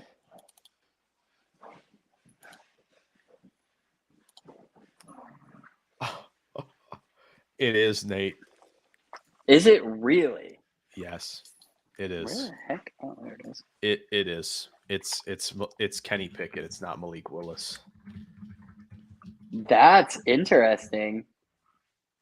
I mean, it makes sense. Like in terms of it's not the most. It's not Matt Corral. There's a lot of contestation about who the top quarterback in this class is. Yikes! I don't love it. Pittsburgh to Pittsburgh, baby. Pittsburgh to Pittsburgh. I just can't see them being that excited about this. These last 2 picks, questionable at best. Listen. Yeah, this has not gone well. I can't believe they've done this. Oh, All my right. gosh, Mason they Rudolph's took backup. Penny. That's awesome. Good job, Pittsburgh. Mason Rudolph's backup. Yeah, what's with this same player, same state thing that we got going on here? Yes, I don't know. It's happened a lot. Well, guys, I made a Pickett graphic. I knew we were going to use it tonight. I just didn't imagine that the Steelers were going to sit here at 20, get every quarterback that falls to them. And then they do that. Yeah. Okay. Well, Kenny Pickett, staying in the great state of Pennsylvania. I love Pennsylvania. Yeah, I mean, nothing wrong with it. 6'3", 217. He's a quick processor. He works through concepts. I think with calculated urgency. I think he's got good accuracy, Nate, with 2 R's. Accuracy. Nice. Guys, we were humming It's with 2 this. R's. I'm sorry. For some reason. I was going to try and come up with something. I'm not sure why there's 2 R's there. I blame someone in accounting. Yeah. Somebody, I'm firing somebody tonight. That's such a printer malfunction thing, So yeah, good accuracy. Touch to all levels. He made some plays on the move as well. And made some good throws on the run. I don't think he's what some people have tried to build up as like Joe Burrow out of structure. He's not even that. No. Had the production jump in 21. That was nice to see. 42 touchdowns, 7 picks, right? But I do think the processing that we see, that urgent work, calculated stuff, is just inconsistent. Play to play, they will run similar things over and over again, concepts, and there will be times where it's seamless. It's 1 to 2 to 3, and I've made the read, and I've got this ball on time, ready for my receiver to make a play after the catch. But then other times it's like, go. That first read, I don't know what happens, but like he'll lose the first read. Sometimes it'll be no problem. Other times he'll run into sacks because he panics. And so like he did that a lot. He ran into sacks. He left clean pockets for no reason. And when you're a player of his caliber, you're not Malik Willis. This isn't run around the yard. Like you can't escape as well as some of these guys. You have to be that guy from the pocket who wins. Running into sacks will get you nowhere. Okay. Kenny Pickett's reaction is the first really emotional one of the night. I will send it to you. He's weeping for the city. He's in tears. Yeah, so are Steelers fans. So congrats, big guy. Congrats, Kenny Pickett. On a rise to QB1. A rise to QB1 that nobody saw coming, really. So I still very happy for this guy, but we just want to temper expectations for Steelers fans. Now we see why they have Trubisky, because I'm not sure, man. It's going to be an interesting battle in camp. So what's good for the Packers right now is all the defensive talent on the board. It's stark. It's shocking. I love it. Maybe they take Jermaine Johnson at 22, something I would not have believed. So if you bet Kenny Pickett to be the first quarterback drafted, by the way, you got plus money because Malik Willis was the overwhelming favorite. Yeah. Yeah, he was. It was like plus 130 or something for Pickett to go first.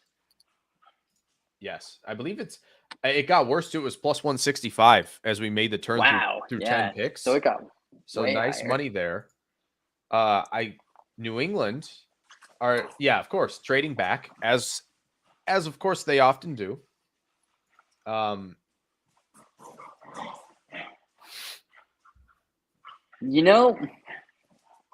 I think I'm warming up to this Kenny Pickett pick for Pittsburgh. I think I'm warming up to it. I can't really explain why, but some reason I feel a little bit better. about him landing in Pittsburgh than in some other places. Well, yeah, Carolina would have been a disaster. Like, I feel better for him. I don't necessarily feel better for Pittsburgh. That is a good point. Mr. Fake Slide. Yes, this is why Kenny Pickett's got that dog in him, because he did the fake slide. That's a new rule. Oh, just murder me. All right. Karloftis or Wyatt? Mitch, I can't imagine they go Wyatt. It's Karloftis. It has to be. There's no way. Well, who moved up to the spot for New England? I haven't seen that yet. It's got to be someone for QB, no? You would think so. Wait. Will Did the Packers move up a pick? I'm so confused because I'm seeing Packers on the clock. No, the Kansas City Chiefs are on the clock at pick 21. They moved up. I knew they were going to trade Patrick Mahomes away. What do they want here? Pickens? You can have him. Yeah, probably. You can have him. You want him? We'll take the defensive talent. We'll take all that nice defensive talent that's still on the board. No, the Chiefs are taking Jermaine, no?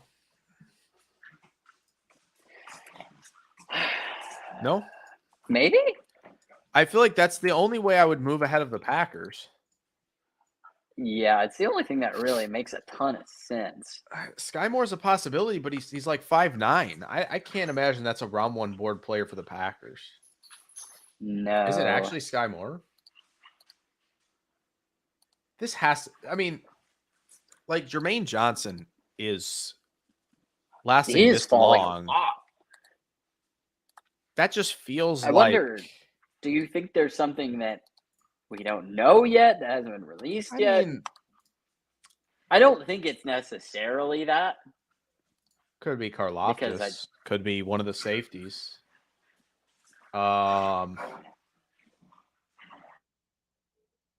Pickens could.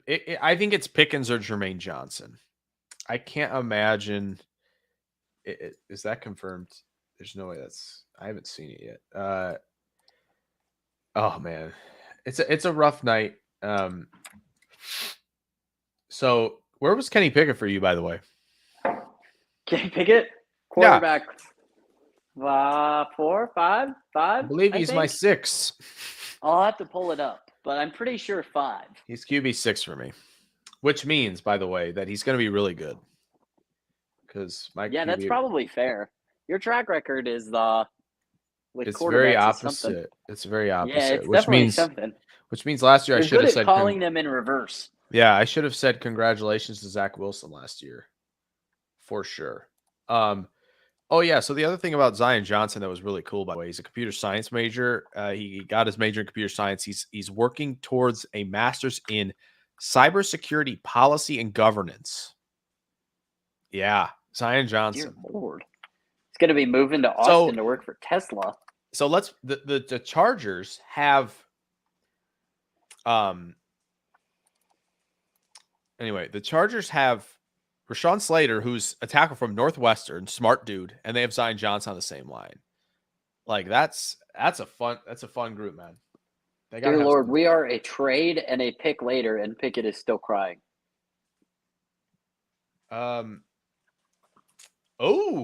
It's actually neither. It's not a receiver. It's not edge. I have seen the pick. I still haven't seen. Figured this guy was going to be a first round selection. The question was, how early or late would he go, Nate? The Chiefs are selecting Trent McDuffie. Oh, that makes sense. I almost brought that up. This is wild because we talked about how the Chiefs do not value corner early. Yeah. But with picks 29 and 30, they saw an opportunity. They felt like McDuffie was a great player who's still available. They move in front of Green Bay, who I don't think would have taken McDuffie. So that's odd to me. But go up and get your guy before he goes off the board. They might have only needed to jump. Well, Baltimore's on the clock, I guess, at 23 after that trade with Hollywood Brown. So maybe that's who they're jumping. And Green Bay didn't want to move back. So the Packers are on the clock now. Oh, we got to do this. No.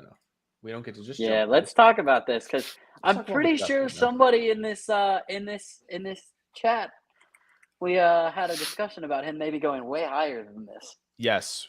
We thought that there was a chance he would be 11, 12, 13, that he'd potentially be on the board. 5'10 and 3/4, 193 pounds. Again, a very, very, very good athlete. Has that man coverage, zone coverage versatility. They did a lot of things there. He covered well in the slot. He didn't play a lot of slot, but when he was in there, he was a good man cover guy. They played a lot of cover 3 where you turn and kind of bail in the side saddle with his kind of butt to the sideline type. So it was a lot of reading top down or bottom up in zone. So it gave McDuffie a lot to work on those instincts, be able to transition quickly, either get back in coverage or come up and make plays. He's a phenomenal tackler. And again, when he has the hot motor like he does, there's a play of him running all the way across the field to make a tackle in the run game that didn't come to the play side on his side. He was on the other side of it. This is a really nice player for the Chiefs to get, and they needed help in the secondary. Mm-hmm. I think you hit the nail on the head with this breakdown. And I also think you hit the nail on the head earlier when you said it wasn't necessarily the Packers that they were jumping. I think the Ravens would have lined up for McDuffie for sure. Absolutely. Hamilton and McDuffie would have been nuts for Baltimore, but it's still possible they get Hamilton and Jermaine Johnson. Packers on the clock here. I'm not sure who I'd want. I'm just kidding. You guys know I want Dax Hill in green and gold. But we'll see. Yeah, the Packers fans are not pleased at the moment. At least on Twitter, they're not, because of all the receiver action that they didn't get in on. But both Karloftis and Jermaine Johnson are here. Didn't expect Jermaine Johnson to be on the board at this point. It just feels like Hill or Cine would be really nice picks here for them. But you might be able to get the other at you might be able to get one of them at 28 potentially. Yeah. In my opinion, cornerback 1 is still on the board, even with McDuffie coming off there. I know your cornerback 1 was taken at 3. Yes. Mine had some medical stuff, sports hernia, may not go tonight. That's fine. Mm-hmm. I'm gonna be an Andrew Booth guy all the way.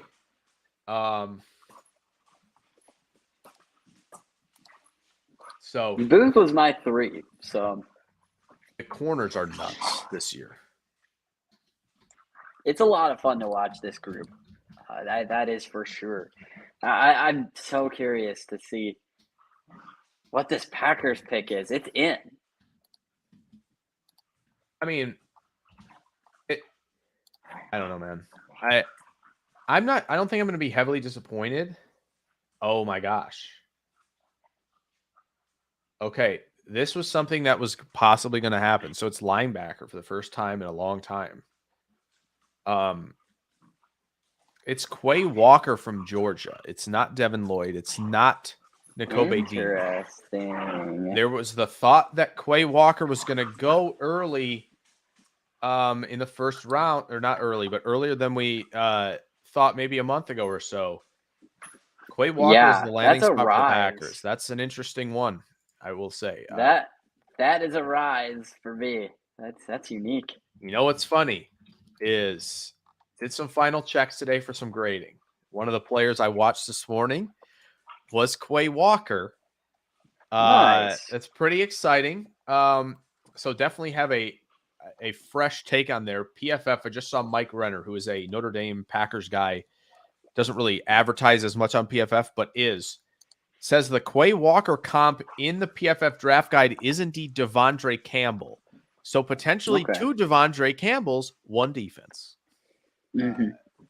So it's been a little bit of an interesting run here. I'm interested to hear what Packer fans on the stream are thinking while we get into this, and may not like everything that's here.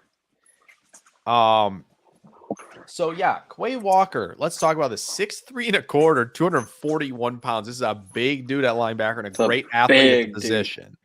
I figured, again, a lot of people were mocking the Packers' Nakobe Dean. I don't think they understood that the Packers, a 5'11 linebacker at like 229 is not going to be on their board. They like these bigger dudes. So him and Walker and Chenal were guys I thought could potentially be Packers.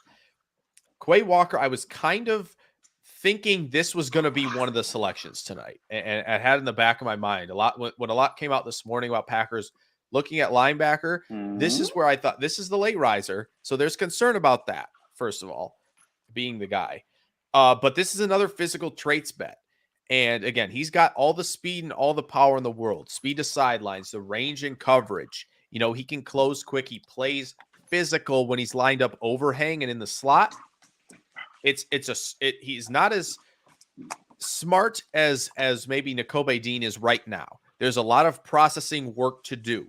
He's more react than anticipate at the moment. However, this is still an interesting pick because we know that Campbell's in the building. Chris Barnes, not much at all there. This is an impressive duo that you're moving around in space in a Joe Barry defense that's going to have a lot of zone coverage. So you get a guy with range. You get a guy who plays physical, hard defense. I like this, actually, and I can't wait to do the full film breakdown very soon for you guys. Buffalo is on the clock. Oh, so it's so they're going to stick with the any thoughts on Quay Walker, Nate, as we transition? But you hit it all for me with Quay Walker. I like him as a prospect. I think there's a lot of work to be done. 100%. I'm curious to see who they had a report on taking him later in the first round. When is your next pick in the second or third? So Packers have 28, right? They have 53 and 59 both. Yeah. So that felt like the sweet spot for the linebacker if they were going to go that route. But I did not. I actually kind of like this. You know why, Nate? Because it's a Georgia defender, and those guys were beasts. You know, and he's also. Go ahead. Sorry. He's a Demario Davis type guy where he has the size for the position and is fast and can get back and forth across the field. I think other than George Karloftis, this might be the most Packers pick you could have gone with. This is very much an NFC North linebacker, run him and hit him. You know, he's got some processing issues that are they come with time. I would say if you're going to develop, that's what you want to develop over time. Let this guy run and make some plays in space and let him use that athletic ability, and you'll see why, you know, he was like the number 2, 3. He was either the number 2 or the number 3 national linebacker prospect in 2018. I mean, he was top rated. Packers, he was very, very highly rated, and he's from Georgia. So funny, Nate. Packers love them top recruits, aka Rashawn Gary. Yes, they're big on those guys. Tyler, yeah. How's it going on the stream? Thanks for popping by. Hopefully you guys didn't close it when Pickett was picked. And you're still enjoying your night. I hope I do. I hope you're enjoying it. It's still, yes, we could get Karloftis at 28. That would be the most Packers draft ever. Yeah, Karloftis at 20. I want Cine now. Just give me all the Georgia guys in the same room. Yeah, it's going to help the run D. I do think in coverage, again, speed and power, there's so much to work with. It's a ball of clay, but it's an interesting one. Hopefully, Quay's a good route runner. That's a great comment. Long as Campbell's linebacker 1, Quay will be just fine. Yeah, I do. And this was something, again, that we kind of picked up on a little bit here late in the process that Quay Walker's going to go the first. Didn't know if it was like Tennessee, but interesting. Oh, and Nate said the Bills are on the clock, and we do have a Bills selection. And I love it. I love this selection.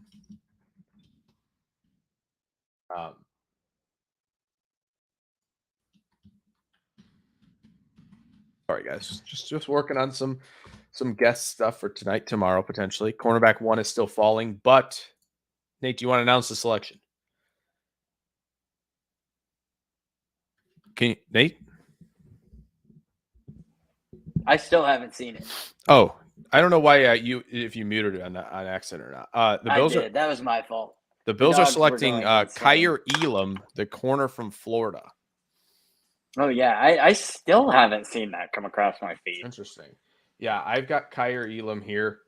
My stream is very behind. So, I mean, again, I'm excited because I do think Dax Hill and Lewis Cine are still going to be in play. Yeah, this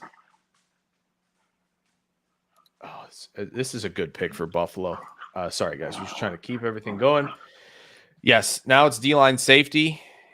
I would still go safety early. I think the safeties are really good here.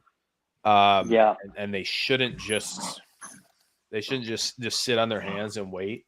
The safeties are really good. Lewis Cine, Dax Hill still on the board. Linderbaum would be interesting. Barnes gets no respect, trash pick. Very interesting there. I don't think Barnes is a good athlete at all. And he had to overcompensate with processing. And in a league that's going to get faster and more explosive, he's going to kind of get phased out, in my opinion. So yeah, let's talk about Kaiir Elam here for the Bills. Let's talk about another SEC player going off the board. Why does this look so purple? This is Not not my surprising intention. in any way. What? Oh, the This graphic. looks so purple. No, I it don't know looks- why. It looks like just- Florida Gators orange and you know, blue to me a little bit. I just love Andrew Booth, so I wanted to get the Clemson colors into a Kaiir Elam graphic. Apparently, that's my bad. Nate, any thoughts? You want to go first on Kaiir Elam? Okay, well let's kick it off with Kaiir Elam. You know who his NFL pedigree comes from? Yes, his uncle, and as Yep. well as his dad. Another Uncle was a first-round pick in his uncle, and his dad had a 7-year career in the NFL. We actually talked about that. If you were watching our prior streams, we talked about that a little bit when we went through our rankings. Super high-level recruit, as a result of that, and just stellar play. Impact starter if he's used in the right way. I think he is an early career quality starter, and by year 2 or 3, we'll really see him come along. Put him in the press man, let him go at it physically, box up a guy at the line of scrimmage and use that length, that athleticism, physicality, and has very good eye discipline and some pretty good ball skills as well. The fluidity in the chase is really, really good. There is that issue, and you do have that on there, that he can get grabby a little times, and still could find some consistency in some finishing as a tackler as well, in my opinion. Yep, it's sometimes on there too, when Nate. you watch him, you see him. Oh, I didn't even actually see that one. Yeah, because the fail. thing was in the way. Yeah, that makes sense. You see him kind of fail to wrap up. But if he fixes that, which you just get some NFL coaches to teach this man how to tackle, make him hit people all preseason long. You really like the pedigree, you like the skills, you like the future. Yeah, I mean, 6'1", 191. Like Nate said, this is prototypical press man guy. He had some phenomenal reps against Jamison Williams, their matchup. He's able to squeeze guys to the sideline very, very well when they try to win outside on him. Has enough speed to turn around. Ball skills are good. Yeah, I think those are the two biggest knocks. Like you said, it's grabby and it's just tackle a little bit better. Bring some more effort in the run game. Bills are playing a lot of zone, a lot of cover too. It's going to be interesting how that translates, but I do think for a guy of his athleticism, he's going to be able to click close if he needs to. But what's nice about cover 2 is play those flats down low, and you still get the ability to kind of jam guys at the line of scrimmage to get them off their routes and disrupt timing, which Kaiir Elam will do at a high level for the Bills. How did the Cowboys mess this pickup? That's a great question. We are going to find out. Always felt like the Cowboys were the Burks landing spot. But it's very interesting that the Packers went off-ball linebacker in this draft. And once again, wait,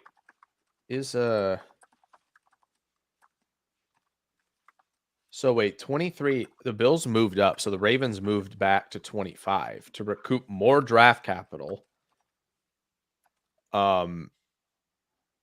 So we'll see. Jermaine Johnson, maybe for Dallas. You keep Micah Parsons at off ball as much as you can, and you can drop him low on the line when he needs to, but you have a guy next to DeMarcus Lawrence. You lose Randy Gregory. Maybe that's the selection. I'm not sure how they'd mess it up unless they took like Tyler Smith to play guard. But even then, like Tyler Smith feels like a guard, so it's not that horrible, I guess. I'm excited to talk. I can't wait for you guys. I'm going to do as fast as I can for the Packers fans. I'm going to get up a video on Quay Walker as fast as I can. Obviously, do the reaction video with both first rounders, but we'll do both film breakdowns as possible.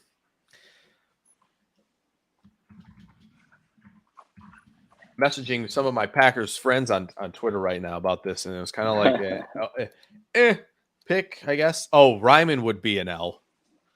That's how, yes, Dallas could do that and mess it up. ESPN has a 1% chance that Jermaine Johnson would be available at this point. Okay. 1%. Yeah. Mitch, I'm with you. Ryman would be a rough selection for them. I think Linderbaum would be a phenomenal selection for Dallas.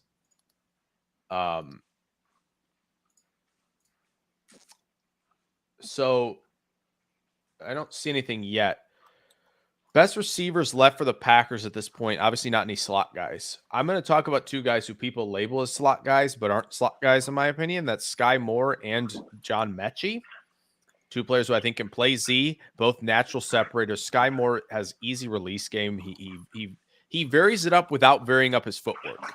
And that sounds weird, but it's true in that he can jab step, but make core movement, shoulder, head movement different. And he beat up on Pitt and Michigan, two schools that have good defensive backs and recruit top players. John Mechie's just an easy separator, man. He's Chris Olave who struggles at hand technique. That's the difference. And if you can clean up the hand technique with Mechie, you feel a lot better about him as a player. Ooh. I would still lean towards, I mean, Pickens is obviously probably in play at 28. No, we'll see. But I think Alec Pierce is such a Packers selection, and I've talked about it before. We'll see what happens. I think they'll be aggressive tomorrow. They haven't moved up or back yet. Maybe Goody was trying to move up for receiver. It just didn't happen. That's okay. I knew it. The Cowboys did select Tyler Smith. That's how they oh, man. Is it really? I just want to know what happened to the boats, Jake. I know that's a sidetrack, but oh, I know. You're right. I thought we were going to get some boats. You know what? Boats seem like a Friday night thing, not a Thursday night thing. Maybe, treat some of those day two picks with respect. Yeah, man. You know what I'm saying? Give them a little something. You know what I'm saying? I'm sorry. Give them a little something. I'm wondering if I'm still wondering if it is Tyler Smith. I feel like Ryman falling to day two should be a thing. There's a lot to clean up with him. We're going to talk Tyler Smith, though. Okay, so Charles Robinson, just from Yahoo Sports, just tweeted just now for you guys. Jermaine Johnson isn't sliding. Media have had him overvalued. Good player, not elite. And apparently needs the right personality fit. Don't know what that means. That's a vaguely worded tweet that you could say that about Thibodeaux. Tweets like that. You could say that about Thibodeaux, that at though. all. Yeah, they were saying that about Thibodeaux, and he went 5 without substance. He went 5. You're what does that asking mean? For tweets at that point. Don't come at you. That. In my opinion, don't say that. Because who are you to say that without any kind? Man, I hate tweets like that, Jake. That makes my blood boil. I understand that. I understand. Me too. Because theoretically, you could say that about Trevor Penning. You could say that about literally anybody. Yeah, I would need the right coach. Yeah. I'm 5'10" and can barely do anything. Right. Pickens is a target. Yeah, I get that being the case. I'm just a little lower on Pickens because, again, all this stuff that's come out makes me hesitant. And even Kirby Smart has said it about him, too. So when your coach says that, that's something I would pay more attention to than when the media says it. Cowboys are selecting Tyler Smith here, offensive lineman from Tulsa.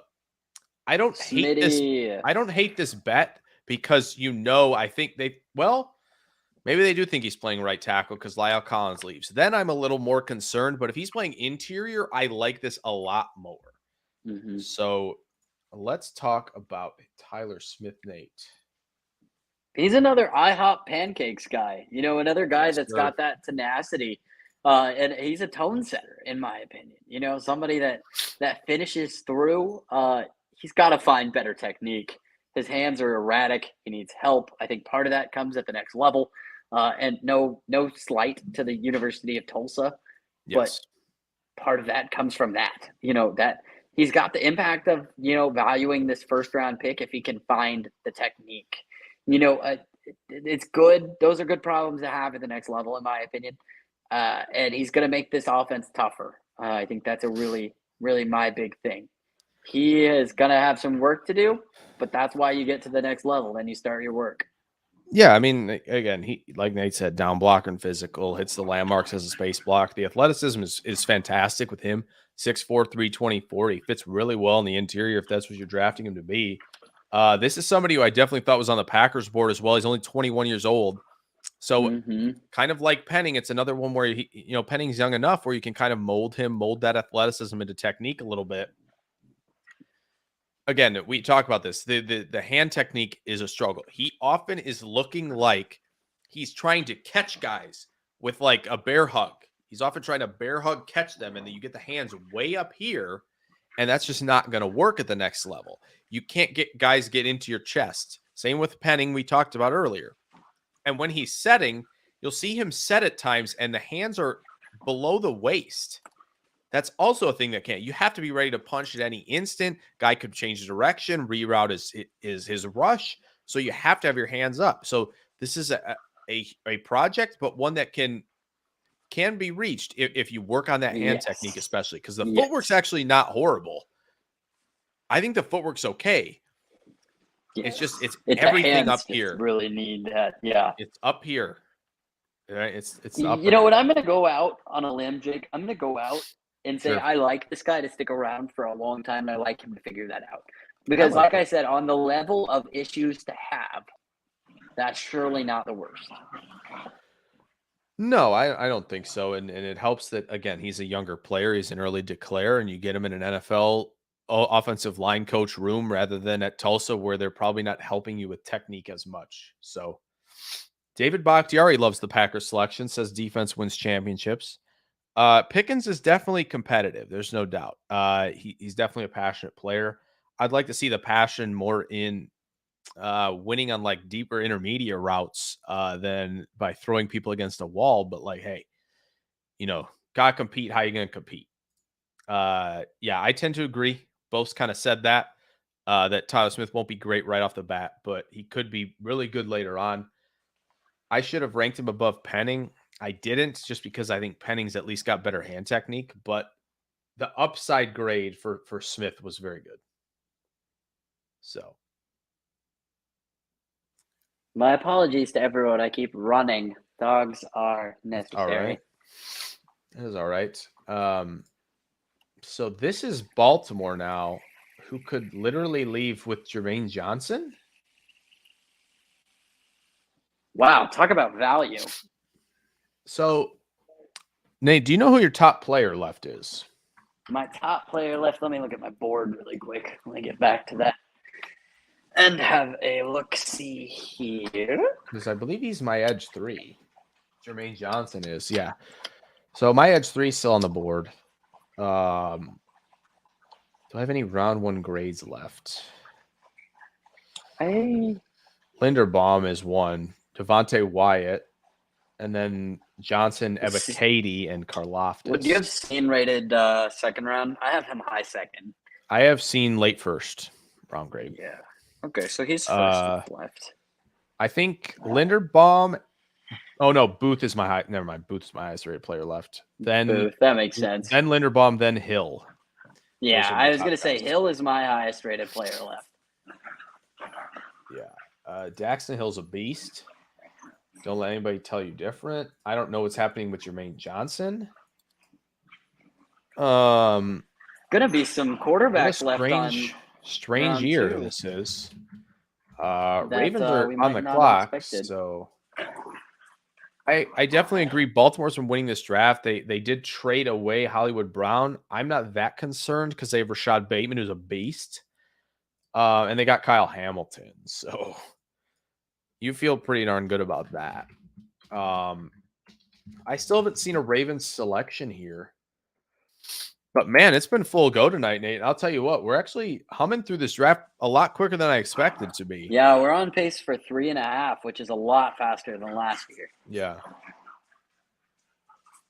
So, Nate, what's your favorite pick so far? In chat, what's also drop some of that as well. What's your favorite pick to this point?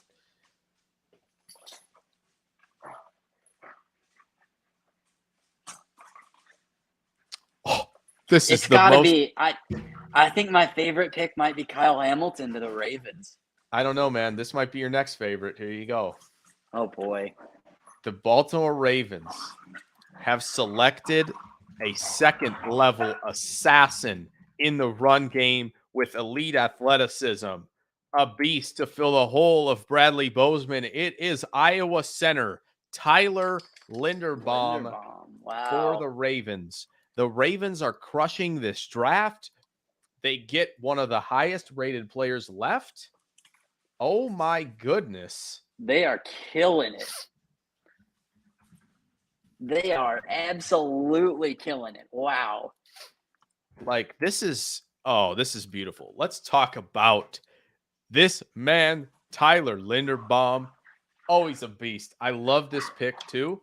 Oh, that's right. So the Breece Hall thing in the first is not going to happen now, I don't think. Nope. Because the Bills pass, they move up for a corner. Quay Walker, Zach Cruz from Packers Wire says had a faster short shuttle and 3-cone than Eric Stokes. Wow. Now, short shuttle 3-cone, that's not doing that on a football field necessarily, but Of course, but Tyler Linderbaum. Let's talk about this guy as Matt, how you doing, bud? Good to hear from you. Go Hawks. Yes, sir. Mitch, I agree. I think the Giants did best, but I do think the Ravens have done a phenomenal job. They have landed two very, very elite players in my mind as well. Let's talk about this guy, though, Nate. The Ravens, they're still a power run team, so this is an interesting fit for me, but that's the only thing I could think of. My goodness. This is so fun. I'll do it. I will start this off. Big men in the trenches. I think for me, this guy from the jump projects as a high-level starting center at the NFL. He doesn't really he's not going to be that positionally flexible player in my eyes, but what he does well. It just so good. Highly polished, super smart, dynamic offensive line weapon. You put him into the middle at that center position, he's going to change the game for your offensive line unit. Yep. One of the guys that kind of puts you in the mind of some of the guys that his contemporary, Garrett Bradbury, who we saw the Vikings go with. He's like them, but it's clear he's better. And Jake, you know what? We're gonna say it again. You know what this guy was in high school? A wrestler. A damn good wrestler. Who also won the state title by pinning Tristan Wirfs. Yep. So think about someone that has the strength to pin that monster of a human being. Yeah. Not in a horrible way, but in a side way. Tristan Wirfs was an Avenger, right? Yes. His combine was legendary. He's an Avenger. Does that make him Thanos? Linderbaum might be Thanos. Who knows? I'm not sure. But prototypical zone center here. So I don't know if Baltimore is going to change philosophy or if they're just going to believe that they have talented guards to be able to help him enough in the run game. Because if you're getting out in space, this dude in space is nuts. You don't see guys run with the ability that he can in space, the ability to peel back with the instincts and awareness he has. He'll see a linebacker or safety on sweep plays peeling out. He will destroy them at the second level. He's an assassin. He can take multiple guys on, reach block, seal off major lanes. And there was a clip today I was watching on Linderbaum and with Brandon Thorne, who does a Trench Warfare Substack. He was talking with Jeff Saturday. This guy can eliminate multiple players off of backside on any given play. And that's just, you don't see that very often with guys like this. He's nuts. But yes, bullied by power at times. He is only 296. So that's really the only knock is the size and the fit. Can you get the right fit here? We'll see. Okay. So the Jets are coming back up. This is okay. So the slide stops here. JJ. It is Jermaine Johnson saying Jets did the best To here. Tennessee. Thinking Oh, Jets the take Jets, Hill. They that's did right. not do that. Jameson Williams pick could be best value-wise if Goff gets replaced. Yeah, I do think now what we've seen from the Lions and their ability to attack this draft, they wanted to end up with two high-quality players, clearly, using picks 32 and 34 to do so. And still positioned okay to go get a top quarterback next year if they need to. I don't know if they're going to keep moving down or what's going to happen later tomorrow for the Lions, but I do think they did very well if that was indeed their plan. But Malik Willis, hello? Still on the board here as well. Yes, all of them. Zach, except one. except for Pickett, Zach, Jets are taking Jermaine Johnson here, and I'm going to update that, and we'll get to Jermaine Johnson shortly. I'm just excited for all the videos that I want to do. Linderbaum videos getting some looks. I got to get to my YouTube and tweet at Ravens fans real quick. The draft has certainly offered lots of content ideas. You want me to start talking about Mr. Jermaine Johnson? Yes. Would you like to? Let's do it. All right. Guy that began his career at JUCO. Another guy transferred to Georgia, finished up at Florida State. We've talked about that a little bit on shows prior. If you missed that and you're really dedicated, I guess go ahead and look at it. But we'll talk about him here. He's a guy that has good size, athleticism, the technique, and the functional strength. I think he has impact starter potential with a pretty good football IQ. As a run defender, he's stout at the point of attack. Let's go back through my notes. Man, if you watch him against Notre Dame, it's a really fun watch. That was one of my favorite tapes to watch of his. But if you watch him against North Carolina, wow, was that the worst game to say the least. But, a guy that is going to be really exciting. Hand in the dirt 4-3 end for me. I think he'll be fun to watch. Processes it. He's got a natural feel for it. Honestly, at this point in the draft, I think it's a really good value at that spot. I did have him going quite a bit higher. Yeah, my edge 3.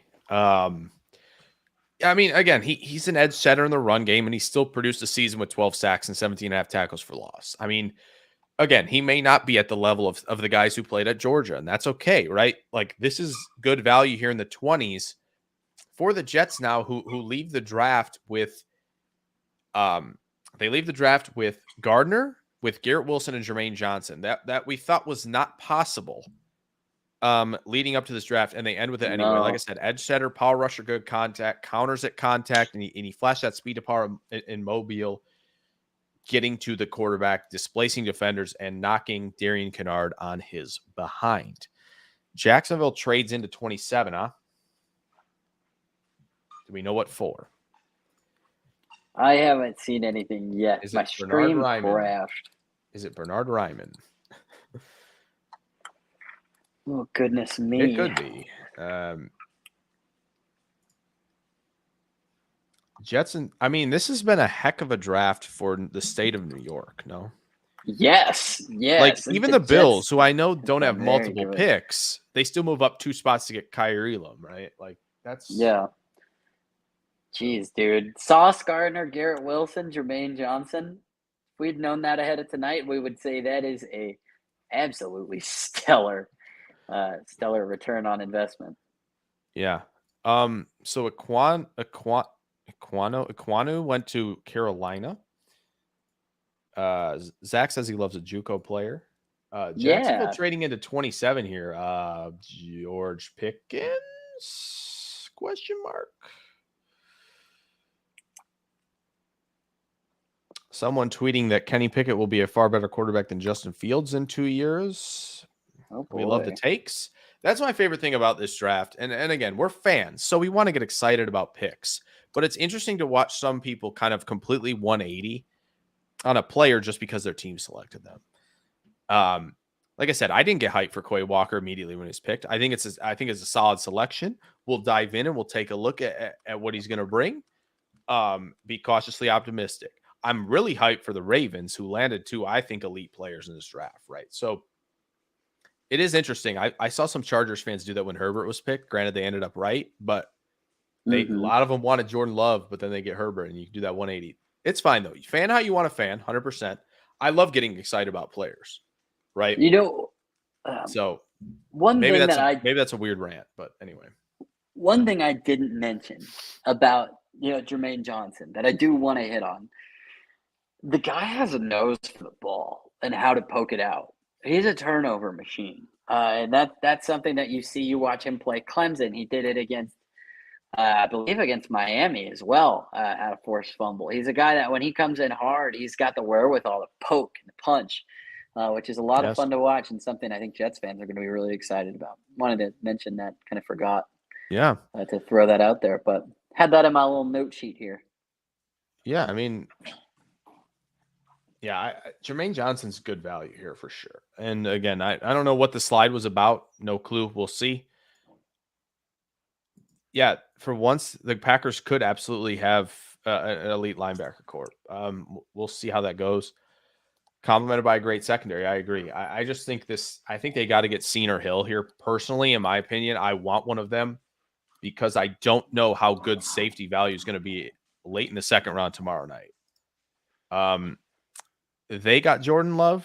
Is that, Zach, are you talking about the Jaguar? Are you talking about the Jets? Or are you talking about Zach, which team? Devin Lloyd just go? Devin Lloyd to the Jags? Hop Green Bay for Devin Lloyd? I would have thought it'd be Pickens, but it does certainly look like it's Devin Lloyd, which second linebacker off the board. I don't want to jinx it, Nate, but we're doing awfully well with the graphics right now. Yeah, so far. We'll see. It would be a shame if Carson Strong was selected. Because I didn't make one for him yet. I wouldn't be that mad for the teams that are left purposes. I clearly made too many quarterbacks. I'd be pretty happy. Yeah. So okay, so let's update this. The Jaguars move in here. Tampa Bay moves back. Savvy.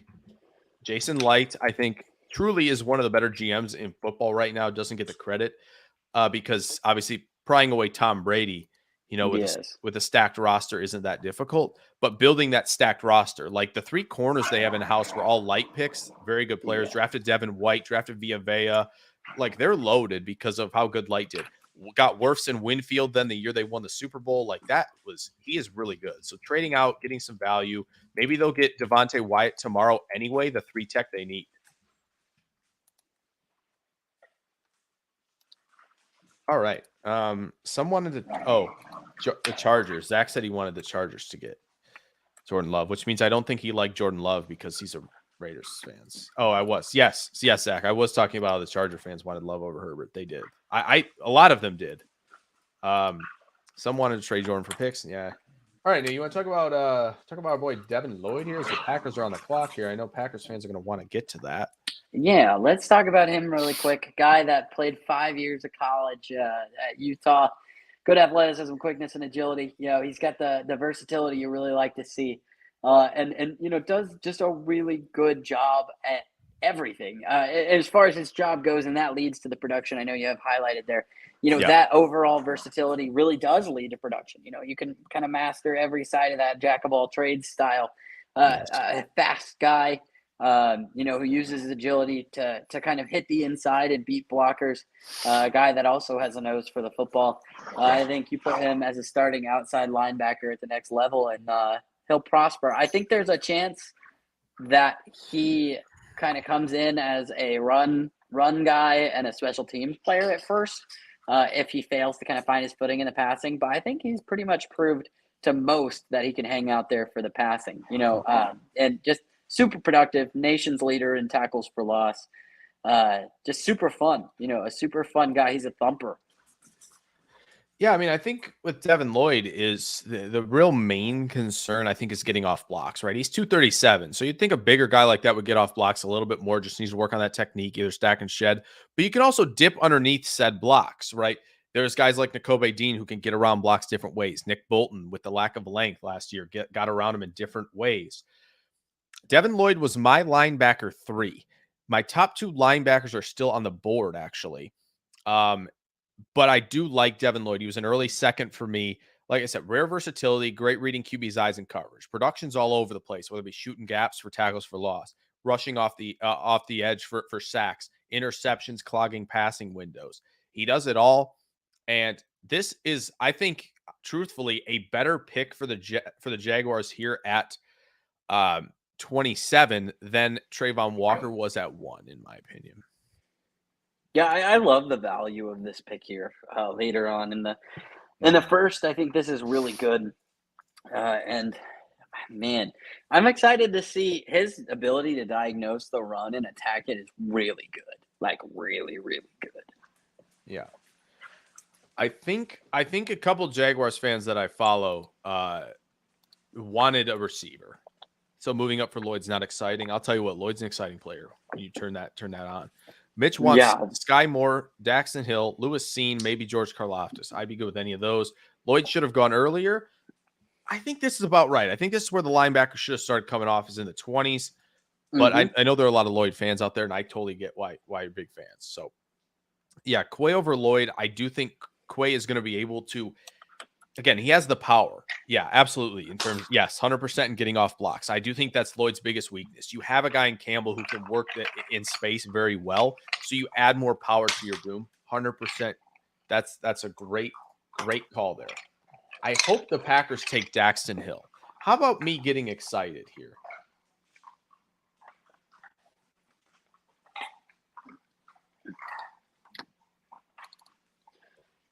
Trying to. Well, said to get 2 Georgia defenders, and the Packers have done just that. Just maybe not the Georgia defender I wanted at 28. Funny that I just mentioned Tampa Bay moving back and getting Devontae Wyatt. That is impossible now. The Packers have selected him. So let's talk about it. Yeah, let's talk about the Packers completely throwing out the age guardrails in the first round here in the Brian Gutekunst era, because this is a guy I did not have on my Packers board. I like the value because this is exactly what the Packers needed. This was still a guy who was a first-round grade for me, so I'm loving this selection.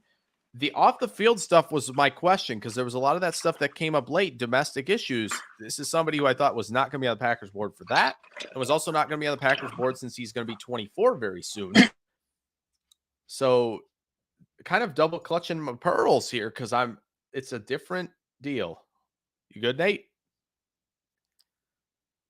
Okay. Nate is good. So I had the double clutch of my pearls thing. I was coughing and it put me over the edge, trying not to laugh. Yeah, this is kind of a strange selection. Just because of what I was we know expecting recently. Karloftis. I don't know if age is the only problem, Mitch. I've heard some stuff that isn't good personally. So that's a little shocking in my opinion. But hey, you know what? I don't know. I'm hearing bad person. I've heard it a lot, so that's not something I like to hear. Logan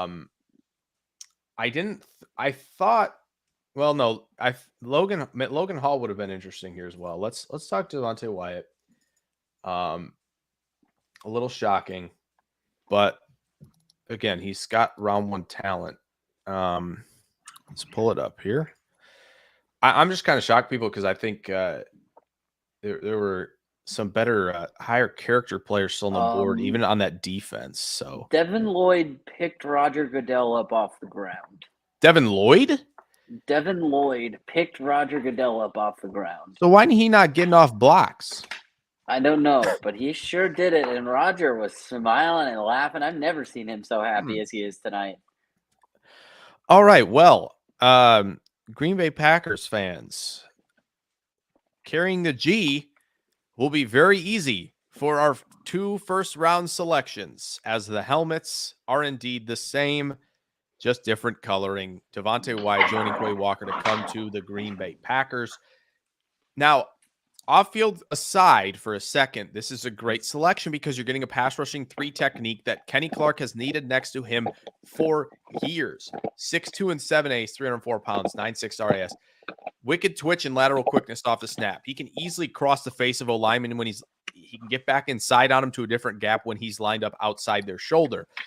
The closing speed is impressive. The motor runs hot. He's got a ton of power behind his hands and has a toolbox of moves, including the bull rush, right? He's got the ability to club, to swipe, to get off of guys, to get into their chests. You know, he can get to the quarterback in a variety of ways. The off-field is the biggest question.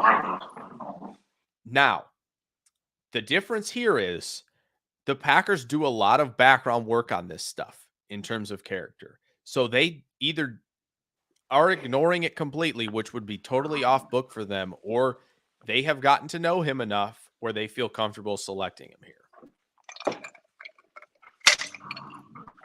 Nate, you've been a little buffery-y recently. I don't know why. I'm not sure either, unless it's like the phone's getting hot. No, it's it's a little hot, I suppose. Okay. It's a little warm. I wonder, it might be because of streaming it and doing all these things on my tabs and everything, to tell you the truth. Could be. I would not be super surprised. But we are winding down for the most part. So We are winding down tonight. I'm not too terribly worried. Tomorrow I should be back in my normal home, which would be nice. Oh, wow. Dang it. The Patriots have done the thing that I didn't want to happen. So we have our first selection, Nate, that I don't have a graphic for. Did they take Dax Hill? No, I have a graphic for Dax Hill. They took a player I don't have a graphic for tonight. I just thought you meant fit scheme-wise, like fit-wise, because he would be super good there. Oh, yeah. So, yeah, the Patriots actually, yeah, Joy, I will get to the Leo Chenal in a moment here. I want to get to this Patriots pick. It is Cole Strange. Oh, Dr. Strange. Cole Strange, the interior offensive lineman from Chattanooga. So the Patriots, interestingly enough, I remember mocking them offensive line. And a lot of people, and I kind of agreed with the sentiment after I heard it. It was kind of like a lot of people were like, oh, well, you know, that's kind of a move you make when you're, you know, in a Brady era where you are right there every year. And your offensive line is just missing that piece. This is a move that makes you feel like as a Patriots fan, you're right there as a contender, but I just don't feel like they are there yet. I don't think they're dynamic enough in the secondary. I don't think they're dynamic enough in the receiver room. Unfortunately, guys, apologize. I don't have a graphic for this guy. Figured he would have been a pick tomorrow. But here's what I can tell you. I have notes on this guy, and I'll grab them. Nate, do you have any notes on Cole Strange? I do. You want me to hit it off? Yeah, I'll hit it off. I got notes as well. Go for it. Okay. This man started a whopping 44 games during his career at Chattanooga. That's insane to me, first of all. But a little bit of positional flexibility, but a run blocking guard, good football IQ. Belichick pick through and through. There's no doubt about that.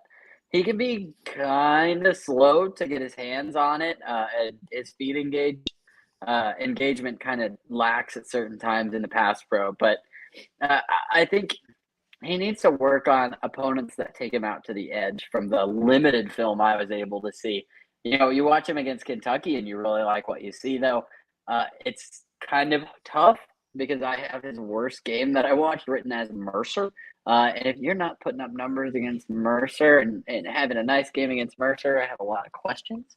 But the temperament's there. I think the ability is there. He's got some things to work on before I would have graded him as a quality starter, though. Yeah, this is a little early. This is probably one of the more shocking picks of the night. I feel like we thought Quay Walker was going to go in the first. We kind of figured Kenny Pickett was going to go first. We kind of figured Trevor Penning was going to go first. Still like this guy. Actually, was my third guard available in terms of grading. So I don't hate the selection. Maybe a little early, depending on what you see, what's on the board there. I mean, Pickens, Sky Moore, Mechie, like all these receivers. But you're getting a guy, active hands to fight for positioning. I think he's really, really quick with his footwork. And he is extremely quick in terms of recovering when late blitzers are coming his way. He'll be on that double early in a rep, see that late blitzer coming around, either the stunt or it was that feigned drop back that linebacker's doing. He really picks him up with these really quick feet, like I said. And again, I think he's got an impressive anchor, and he's tougher to move when he's got hands on you. I think sustaining blocks is the biggest question overall. Whether he's on the move in the run game, whether he's moving right ahead, whether he's in pass protection. The hands are active to keep working, but you got to keep sustaining blocks. He could move to center, but in New England, he's playing guard. There was that projection that a lot of people said he could move inside. This is 100% now a guard for the Patriots.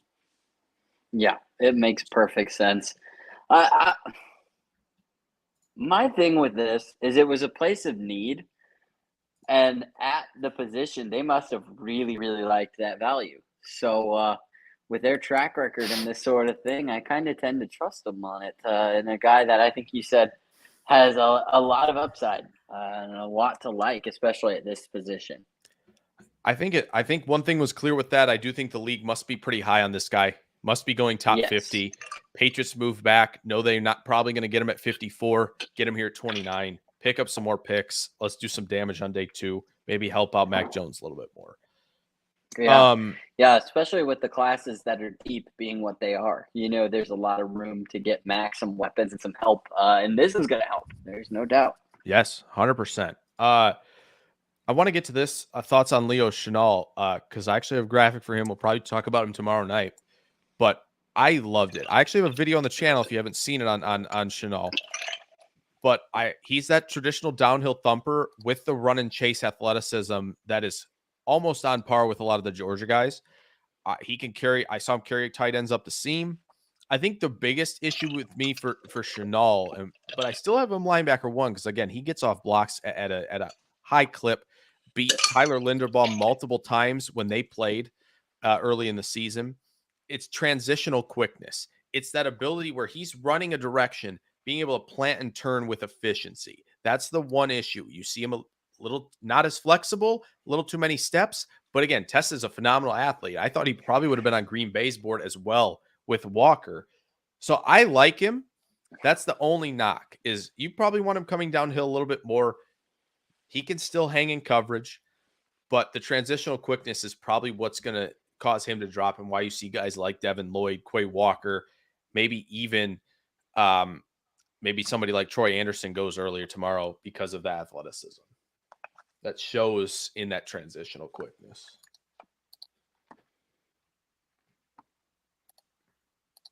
Huh. The Chiefs, man. Yeah, what is just light it up a little here? bit, huh? It's George Karloftis. Is it? Yes. Okay. Interesting. It's crazy. We're gonna finish this first round in 3.5. Yeah. Easily in 3.5. I'm glad. Okay, I want tomorrow to go longer. I like tomorrow. Tomorrow's fun, man. Tomorrow is my favorite day, and also I'm gonna be at home, not sitting on a stool. My back is like dying. Like I got run over by George Karloftis. Or a reindeer. Or Angry Moose. Or Angry Birds. Yes, Angry Birds also. Screw you, Angry Birds. All right, let's get to Karloftis, Nate. This is a fun selection for the Chiefs here. I have the graphic. It's incoming. Here we are. All right, George Karloftis, Nate. You want to take the wheel for me? You go ahead. I think right, you all right. have a good breakdown on this guy as he was born to be a Packer. Unfortunately, not going to happen. He's born to run. His best game was against Illinois. Chiefs. Yeah, his best game was against Illinois, where they were also triple teaming him. They were triple teaming And this hey, dude. I will say that is no slouch of an offensive line, and when you can do that, that is damn impressive. They respected the heck out of this guy. I will say Yeah. did very well against Iowa too. It was a big factor in Yes. that game on the defensive side of the ball. That's also a great offensive line. He's a powerful technical rusher. This isn't your speed bend type that is a Thibodeaux or a Walker or even an Arbor-Katie, right? But he's got counters on counters at contact. Does a great job trimming. He can shock the offensive lineman, give him a jolt, push him back. He's got flexibility on the high side. Now, he doesn't have the speed to run on the high side, but he can get turned, dip a little bit underneath. It's not real bend, but he can dip a little and kind of get that ankle flexion, keep those hands high into the pads, and he plays with a ton of effort. Now, I need more power in the run game, please. That's especially a thing. It's hot and cold when he's defending the run, especially strong side on a play. But the Chiefs are building a very nice defensive line. This is a young, productive player, productive right when he stepped on campus as a freshman, commanded a ton of double teams. And like we said, Illinois triple teamed him this year, a majority of that game, to avoid from being destroyed by this guy. Still some technique. I mean, he's young. He's still new to the game from Greece. Like, this is a great upside selection here for the Chiefs. They've got McDuffie and Karloftis, Nate, tonight. Yeah, that's a good round for them in positions that they really, really needed to upgrade at, or at least to refill at. So I think that's great. That's great for them. I really do think that. Yeah, Chiefs are looking good. We'll see if we get another pick without a graphic, but got back on the right track there with Karloftis. Yeah. I'm feeling it. I think you're going to have 2 for 2 here. I think you're going to have the graphics. I think you're going to have them. I think we'll be okay. I'm interested to see if anybody's going to move in here. I'm pretty sure I know one of them already. Wait, and I love it. Who's at 31? The Bengals. Oh, is it they take Chenault? They take Booth. They take Booth? Nope. They took a safety. They took Dax Hill. The dream is dead. I love that for them. The dream is dead, man. Why? I'm so sad. That was my guy today. I was really happy. Sorry. Woke up this morning, posted a little gif of Dax Hill. Thought this was the day, baby. You jinxed it. You know you jinxed it. Pain, brother. You know you 100% did. It's just pain, man. You know, this is the thing. Yeah. So the Bengals, you get a phenomenal player. So yeah, the Vikings go for Booth or Cine. They better take Booth, but I could see them taking Mr. Malik Willis here at 32 as well. Don't rule that out as a possibility. But let's talk about Dax Hill, as he likes to be called.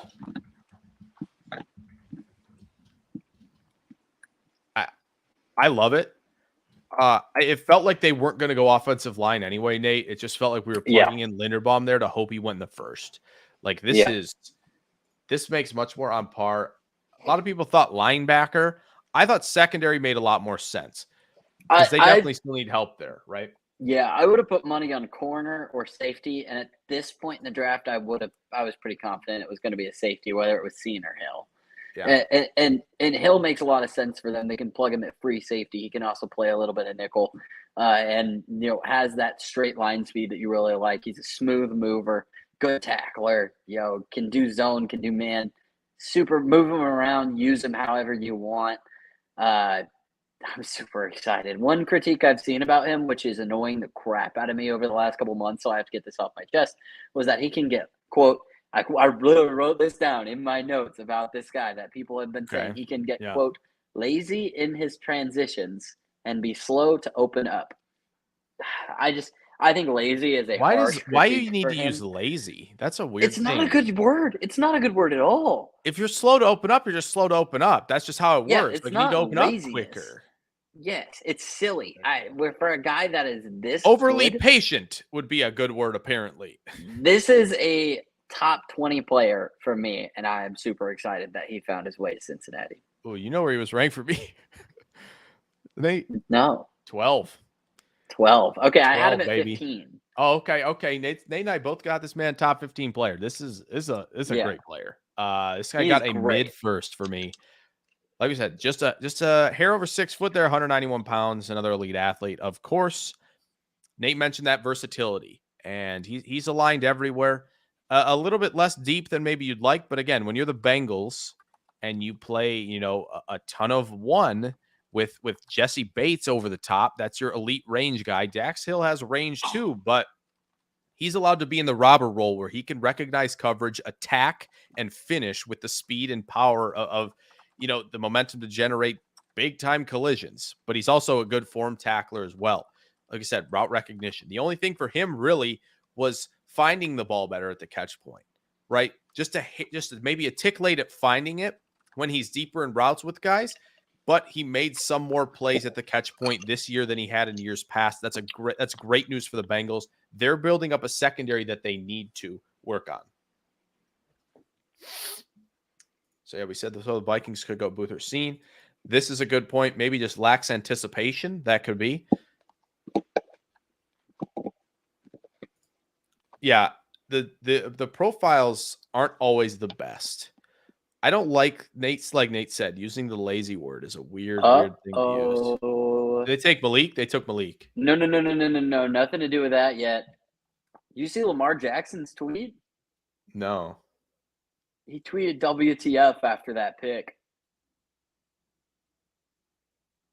Which one? This Linderbaum? has got to be a storyline. It was at 9:52, so I'm assuming it was Linderbaum.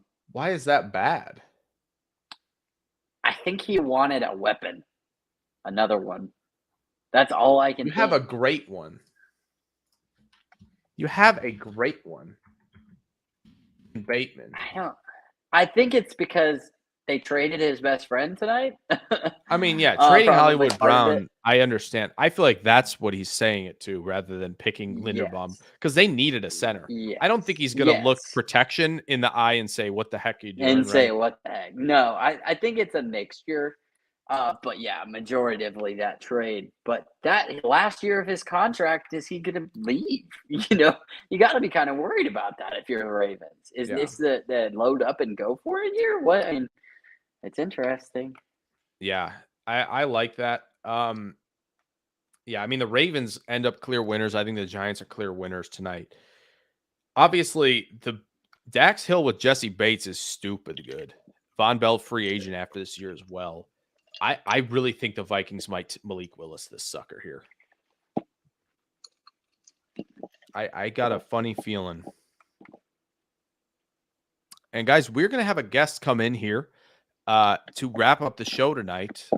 He writes for Full Press Chiefs. He's going to talk quickly with us, his thoughts on the McDuffie and Karloftis selections. As soon as we get this final pick here. I know what, we're sending the invite link early here. Let's get this invite. Might as well get this invite link going. Like we said earlier tonight, I am surprisingly shocked, Nate. I feel like I remember last year being over 4 hours. We are sitting here, one pick left, and we are under 3.5 somehow. We are flying by. Teams clearly had, maybe it was the difference in boards and the crazy preferences across the board here. Clearly, there were some trades ready to go tonight with Hollywood Brown, AJ Brown on the move. Yeah. Oh, man. There was also some interesting things going on. Like, they already had jerseys printed for pretty much everybody when they got up the stage. The jerseys were ready. I know they have a machine there, but that's fast. Even for the guys that weren't that the trades happened. Of course, they didn't. But these picks were interesting. Yeah. I will say that they were coming in fast. And I think the NFL wanted to urge that because I think they lost a lot of viewers towards the tail end of last year. So the Vikings have selected Lewis Cine, the safety from Georgia. Really? The Georgia defenders are flying off. Packers fans, how many is that? Georgia defenders, it would be what? Walker, Davis, Wyatt, Walker again. Yeah. And Cine, right? So 5 Georgia defenders first round. Still got Dean Tyndall tomorrow night. There's a lot. Darian Kendrick might go on Saturday. So, yeah, they're loaded up front, and they got Nate. Spoiler alert: 2 top 15 players on my 2023 board already. Yep. And Jalen Carter and Nolan Smith. So hopefully Braden will come in here shortly, talk the Chiefs picks as we wrap up the night. Bring in a Chiefs writer, Payne. I'm sorry. Just want to get more perspective from some guests, You want to Yeah. talk about Cine real quick while we... Yes, let's talk about Cine while we wait. Yes, Mitch, that is true. Brisker, true strong safety. He's played on the roof more than Petrie has, believe it or not, as well. So I wouldn't hate the Brisker selection. I'm just kind of surprised that Goody kind of didn't move around tonight. And that's honestly the biggest shock. Taking Georgia defenders isn't a shock. They're really good, right? Like that's not too shocking. But the idea that they were moving around and then didn't happen. Maybe they were in talks for moving up for a receiver, just didn't get done. But let's talk about Lewis Cine, who I think is another top 20 player in this class here, Nate. Here we are. Do you want me to go or do you want it? Oh, you go ahead. You go ahead. I know you love this guy. I mean, I like him a lot. Like 6'2", 199. Obviously another freak athlete at the position. Came out and runs something in the 4.3s, I believe.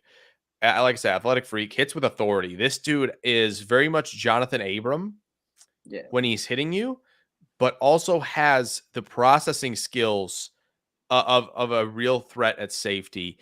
Just because, again, he close downhill, fill the alley, disrupt the catch point, hit hard no matter where he is on the field. Route recognition's good in zone. But when he gets beat, and he can get beat in the slot sometimes, his biggest attribute when he does that is that recovery quickness, that speed he can recover with to get back in phase, in trail, or wherever he wants to be to make plays. And they moved him around like they moved most of these guys around the top safeties, and he just made plays for this Georgia defense. I was very excited about him coming into the season. Wasn't sure if he'd be a first rounder. He just sneaks in here to round out the night at pick 32. Yeah, we could have seen him go, a little bit higher with some projections up as high as probably like 20, somewhere in there.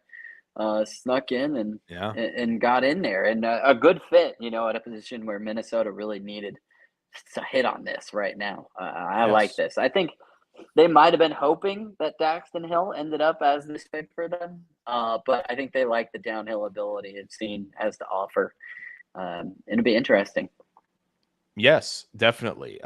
So that pretty much does the night for picks. It's kind of wild. Lewis Cine's a great way to close out the night. Dax Hill and Lewis Cine both going off the board here. I'm happy that they both went. I really think they both deserve that first round. And would have been sad to see them slide to day 2. 100%. So there are some guys, Nate, that didn't go tonight that we might want to discuss quick here. The first would be, in my opinion, the first is George Pickens to talk about, just because we had heard that this fall was possible. A lot of stuff from coaches come out basically saying like, man, this dude's kind of a pain. Like, we don't know what to do. Like, he's going to be off a lot of boards. And any thoughts on who could scoop him up tomorrow on day 2?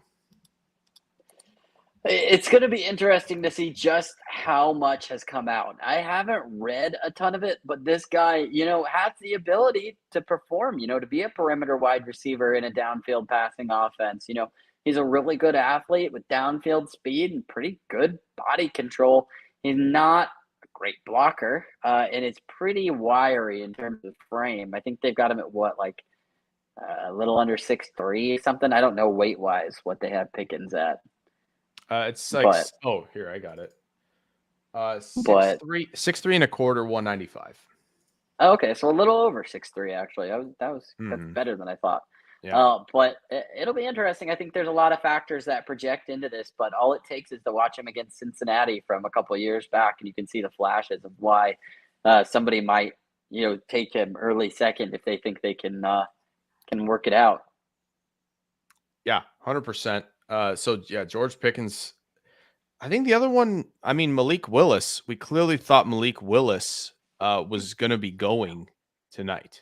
And that's the shocker. We'll see where he ends up, maybe Tennessee. Now we are going to get joined here, Nate, as Braden comes in. talk from FPC Chiefs. Has had a busy night. He's been running the graphics show with the draft. It's good to have him back, though, to talk about what I think has been a good draft so far for the Chiefs. Can't complain. Just initial thoughts from you on how it's gone so far.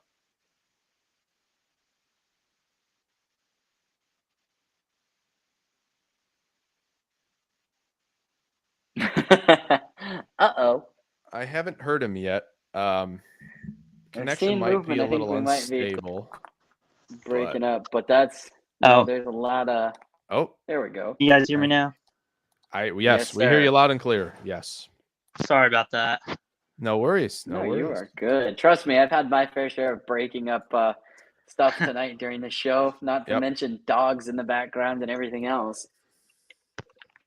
Yeah, I guess just the first thing is I think the value of these two guys. I mean, I think especially McDuffie, that's a guy I would have thought would have been gone way earlier. So I think just being able to kind of not have to trade up too much to go up and get Pickett. I think just another thing that stands out immediately is these are kind of two skill sets that Steve Spagnuolo kind of gravitates towards. You talk about a corner with kind of athleticism and length in McDuffie, and then George Karloftis is kind of more of a power guy, has the length, has the size, not necessarily always going to have the bend that some of these other pass rushers have, but I think for Spagnuolo, that's kind of his bread and butter right there. Yeah, two nice picks, and it's honestly really nice to see the Chiefs finally value corner a little bit earlier than normal, just to fill out that secondary. Obviously, L'Jarius Sneed's done a fantastic job, especially relative to his draft position. Do you think McDuffie's going to move around inside, outside? They kind of get him into multiple different ways. Are they going to kind of move their safeties around more and have McDuffie play perimeter? Yeah, I actually think they might move their safeties down more. I think Thornhill is going to be kind of interesting to watch in the last year of his rookie deal, and I think he'll kind of maybe get a little bit more of a versatile role here compared to what he got when Tyrann Mathieu was there. So I could still see him maybe moving around a little bit. I think Sneed's a guy they're comfortable with kind of either way. So I think those two, especially, kind of be interchangeable there at corner.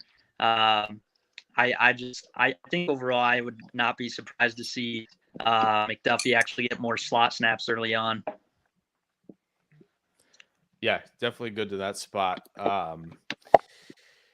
Yeah, I mean, any other thoughts really on who's won tonight? There are some definite losers out there, and I'm not trying to mention any names about what happened at pick 20, but who are your biggest winners tonight? Maybe not name the Chiefs. I think the Chiefs did well, but anybody other than them that stood out?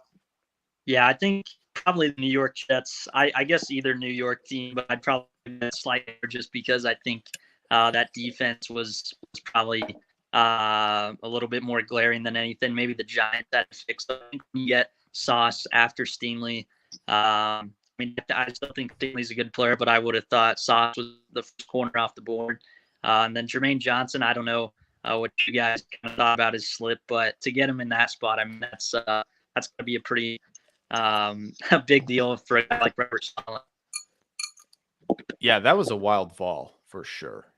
But yeah, I mean, some people valued him as a top 15, even top 10 player. I think Ian Cummings from PFN had him as his number one overall player. So he would probably say that's tremendous value. We obviously, I think, still think it was good value nonetheless.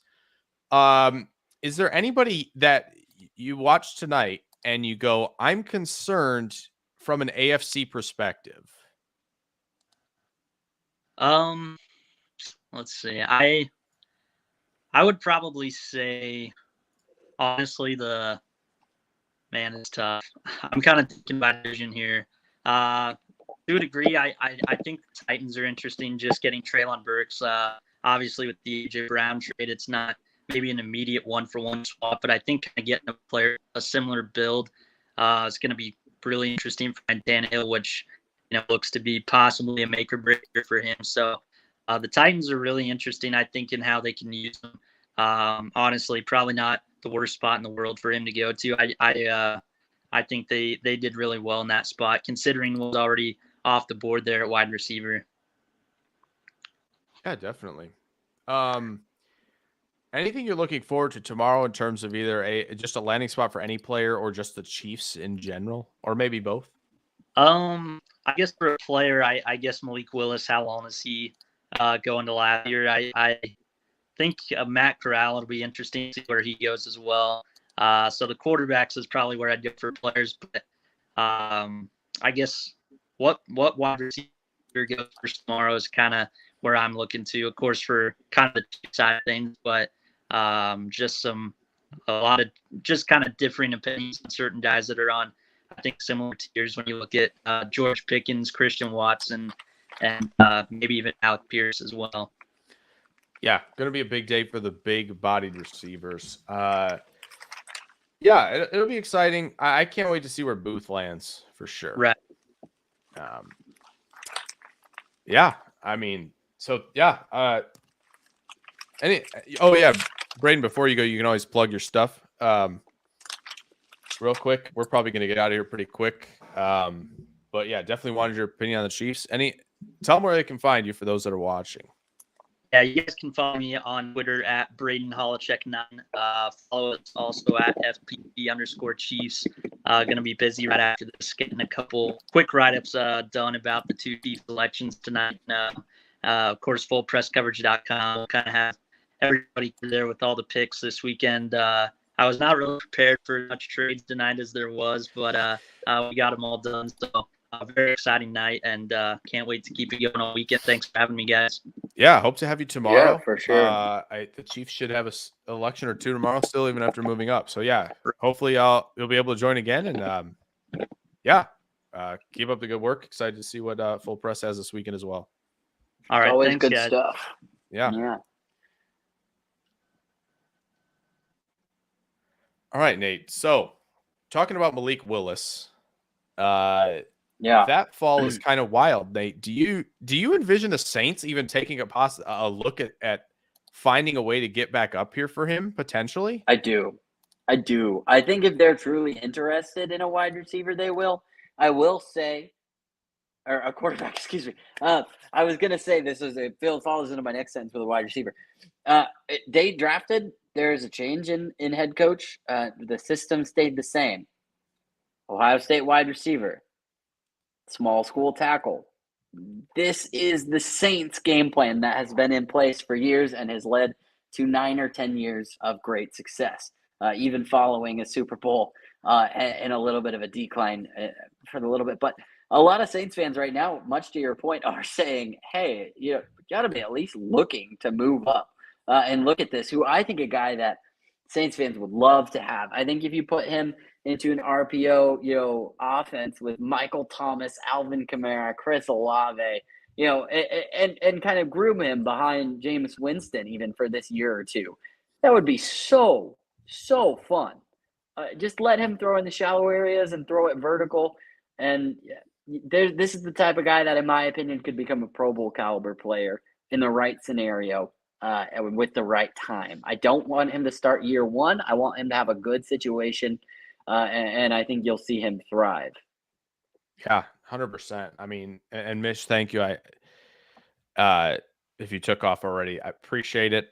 Glad you came in. Glad to everybody who came in tonight. It's been a lot of fun. We kind of flew through this round. That was kind of wild. It was. Man, yeah, I'm excited, Nate. If the Saints somehow led Willis. If not, I hope they get like Brisker. See, I want them to grab Brisker tomorrow. That has been a really popular consensus among Saints fans tonight as well. Is that is what people would like. Man, I'm excited. I love what happened with them tonight, and super excited about Olave. Obviously, Michael Thomas was campaigning for him for a long time, and to tell you the truth, I've seen nothing but reports that Michael Thomas, Zach Strief, Dennis Allen, even Sean Payton, rumored to have chimed in at the Pelicans game about the Trevor Penning pick being a big win and a Armstead level drafting. So we'll see. I'm not high on it. Like we said earlier, I'm not that excited about it. I think there was a better way to do this, but it fills a need. And I think he might even situationally rotate in throughout this year, kind of like they did in Armstead's rookie year, where they have somebody like Hurst, who was a solid backup, start and just leave him a little bit of time. Yeah. Zach, we will be here tomorrow night, by the way. Unless you have something going tomorrow night, and that's why you're saying see you next year. We're going to be here tomorrow night for rounds 2 and 3, as we always have been. So, yeah, that's something to stay tuned for, unless, of course, it's a personal reason not to show up tomorrow night. Totally fine. Just making sure everybody knows we're going to be back here. But I'm excited for the Saints. Yeah, I mean, again, Trevor Penning, say what you want. I mean, we're going to say what we want. We think it's probably a third-round player. At least I had him as a third-round player. I don't know about you, Nate. I don't want to speak for you. Yes, late second. Okay. So, yeah, a guy that – but, again, it's tackle, right? Like, this isn't something you can kind of wait on, even though we talked about potentially being able to land someone like Sean Ryan in the second round who could maybe play right tackle. This is still like, again, you had to go get your guy. And there's plenty of talent still. If the Saints still want to, on day 3, I think they have still a couple day 3 picks. You can still throw one at offensive line if you want to. I think the interior class is loaded later, so it gives them options. As for the Packers, any thoughts on what the Packers did tonight, Nate? Just as we cover our 2 teams here. To me, it was a very Packers evening. You know, I think the only way they could have been more Packers-y is with the selection of George Karloftis. I liked how they came down the line. You know, I liked how they went about things. I think the Quay Walker pick was unexpected, but I think it could turn out with some real upside, long to medium term. Not my top linebacker, but somebody that I think could thrive in the right situation. And I think the Packers knew what they were doing there. You know, as far as Wyatt goes, another need, I think it's going to be really exciting to watch him play there. I know it wasn't exactly the draft that we thought they were going to have. It wasn't the draft that I'm assuming you really wanted them to have. Who's Aaron Rodgers going to throw the ball to? Day 2? I'm going to call. Oh, okay. Not going to make it. That's totally fine, man. Hope to see you around, at least on Twitter, at the very least. The Raiders, it should be fun tomorrow. See what they do with, I believe it's pick 83. They have 83, 86. Okay, we're good. 83, 80, what they pick they have tomorrow, but it should be fun. But yeah, we'll see what Green Bay does. I think, like I said before, I'm okay with this. I thought this was going to happen, that the Packers wouldn't land a receiver in the first. That's okay. But like overall, I'm excited because I think even though they're bad athletes, David Bell and Justin Ross would be fun additions to the Packers. Nate is not here. I don't know if the connection's okay. Here we go. Nate's back. Sorry about that. You started sounding on my end like a slow motion. It was very strange. Yeah, my connection's Not a little sure what happened. Connection's a little unstable at the moment. Don't know why. Yeah. But it is that one of seems the like biggest internet usage nights in the country. So it is. But yeah, this was a lot of fun. I'm excited for tomorrow.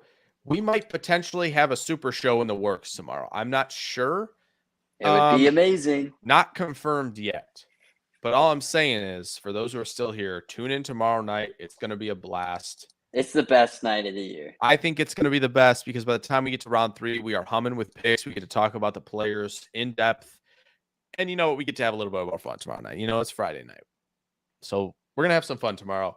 We're going to sign off for now, especially somehow under 4 hours. Don't know how we made it to this point, but kind of happy about that. We got a lot of content to get to for sure. I know there will be some on here as well. I know Nate's got stuff going on with Canal Street Chronicles. I believe they're going to have plenty of reaction tonight, Nate, on Olave and Penning as the selections. Nate, you want to plug everything quick while we get out of here? And yeah, my focus is definitely switched a little bit in recent days. Life is evolving. Life is changing. I'm doing a lot more social media with work. Therefore, my time is dedicated a little bit more to personal Instagram, Nature Nate Williamson, doing a lot of outdoor stuff. You can follow me for all the sports stuff, from everything from curling to cricket at Nate JW Sports on Twitter. You see it right there. I almost went to the wrong side again. Yes. But yeah, all the random stuff will be on there. Follow me, I follow back. I love hanging out and talking about it with you, Jake, and with all the guys and gals in the audience. It's always a great show, and I'm excited for tomorrow. Yeah, it's going to be great. Obviously, you guys know where I'm at here. We're here on this channel. So, yeah, stay tuned for that. Obviously, the Packer fans, there'll be plenty of stuff on your guys' end. But there'll be stuff for other fans, too. I think the Saints fans, maybe Nate and I will put a little something together on their picks so far. We'll see. Maybe tomorrow night after day 2. A lot of options for content. It's going to be fast and furious because I think there's a lot going on. So stay followed. Turn that bell on for notifications when we go live tomorrow night. It'll be at 6 p.m. Central, not 7 p.m. Central this go around if you're Central. 7 Eastern if you're Eastern. You can figure it out from there. We will catch you guys tomorrow as Paul Tribbett comes in and says, I love both picks. Wait till third round to go receiver. I'm okay with that. But yes, we'll see you guys all tomorrow. Thank you so much. Going to be a fun one. Take care, everybody.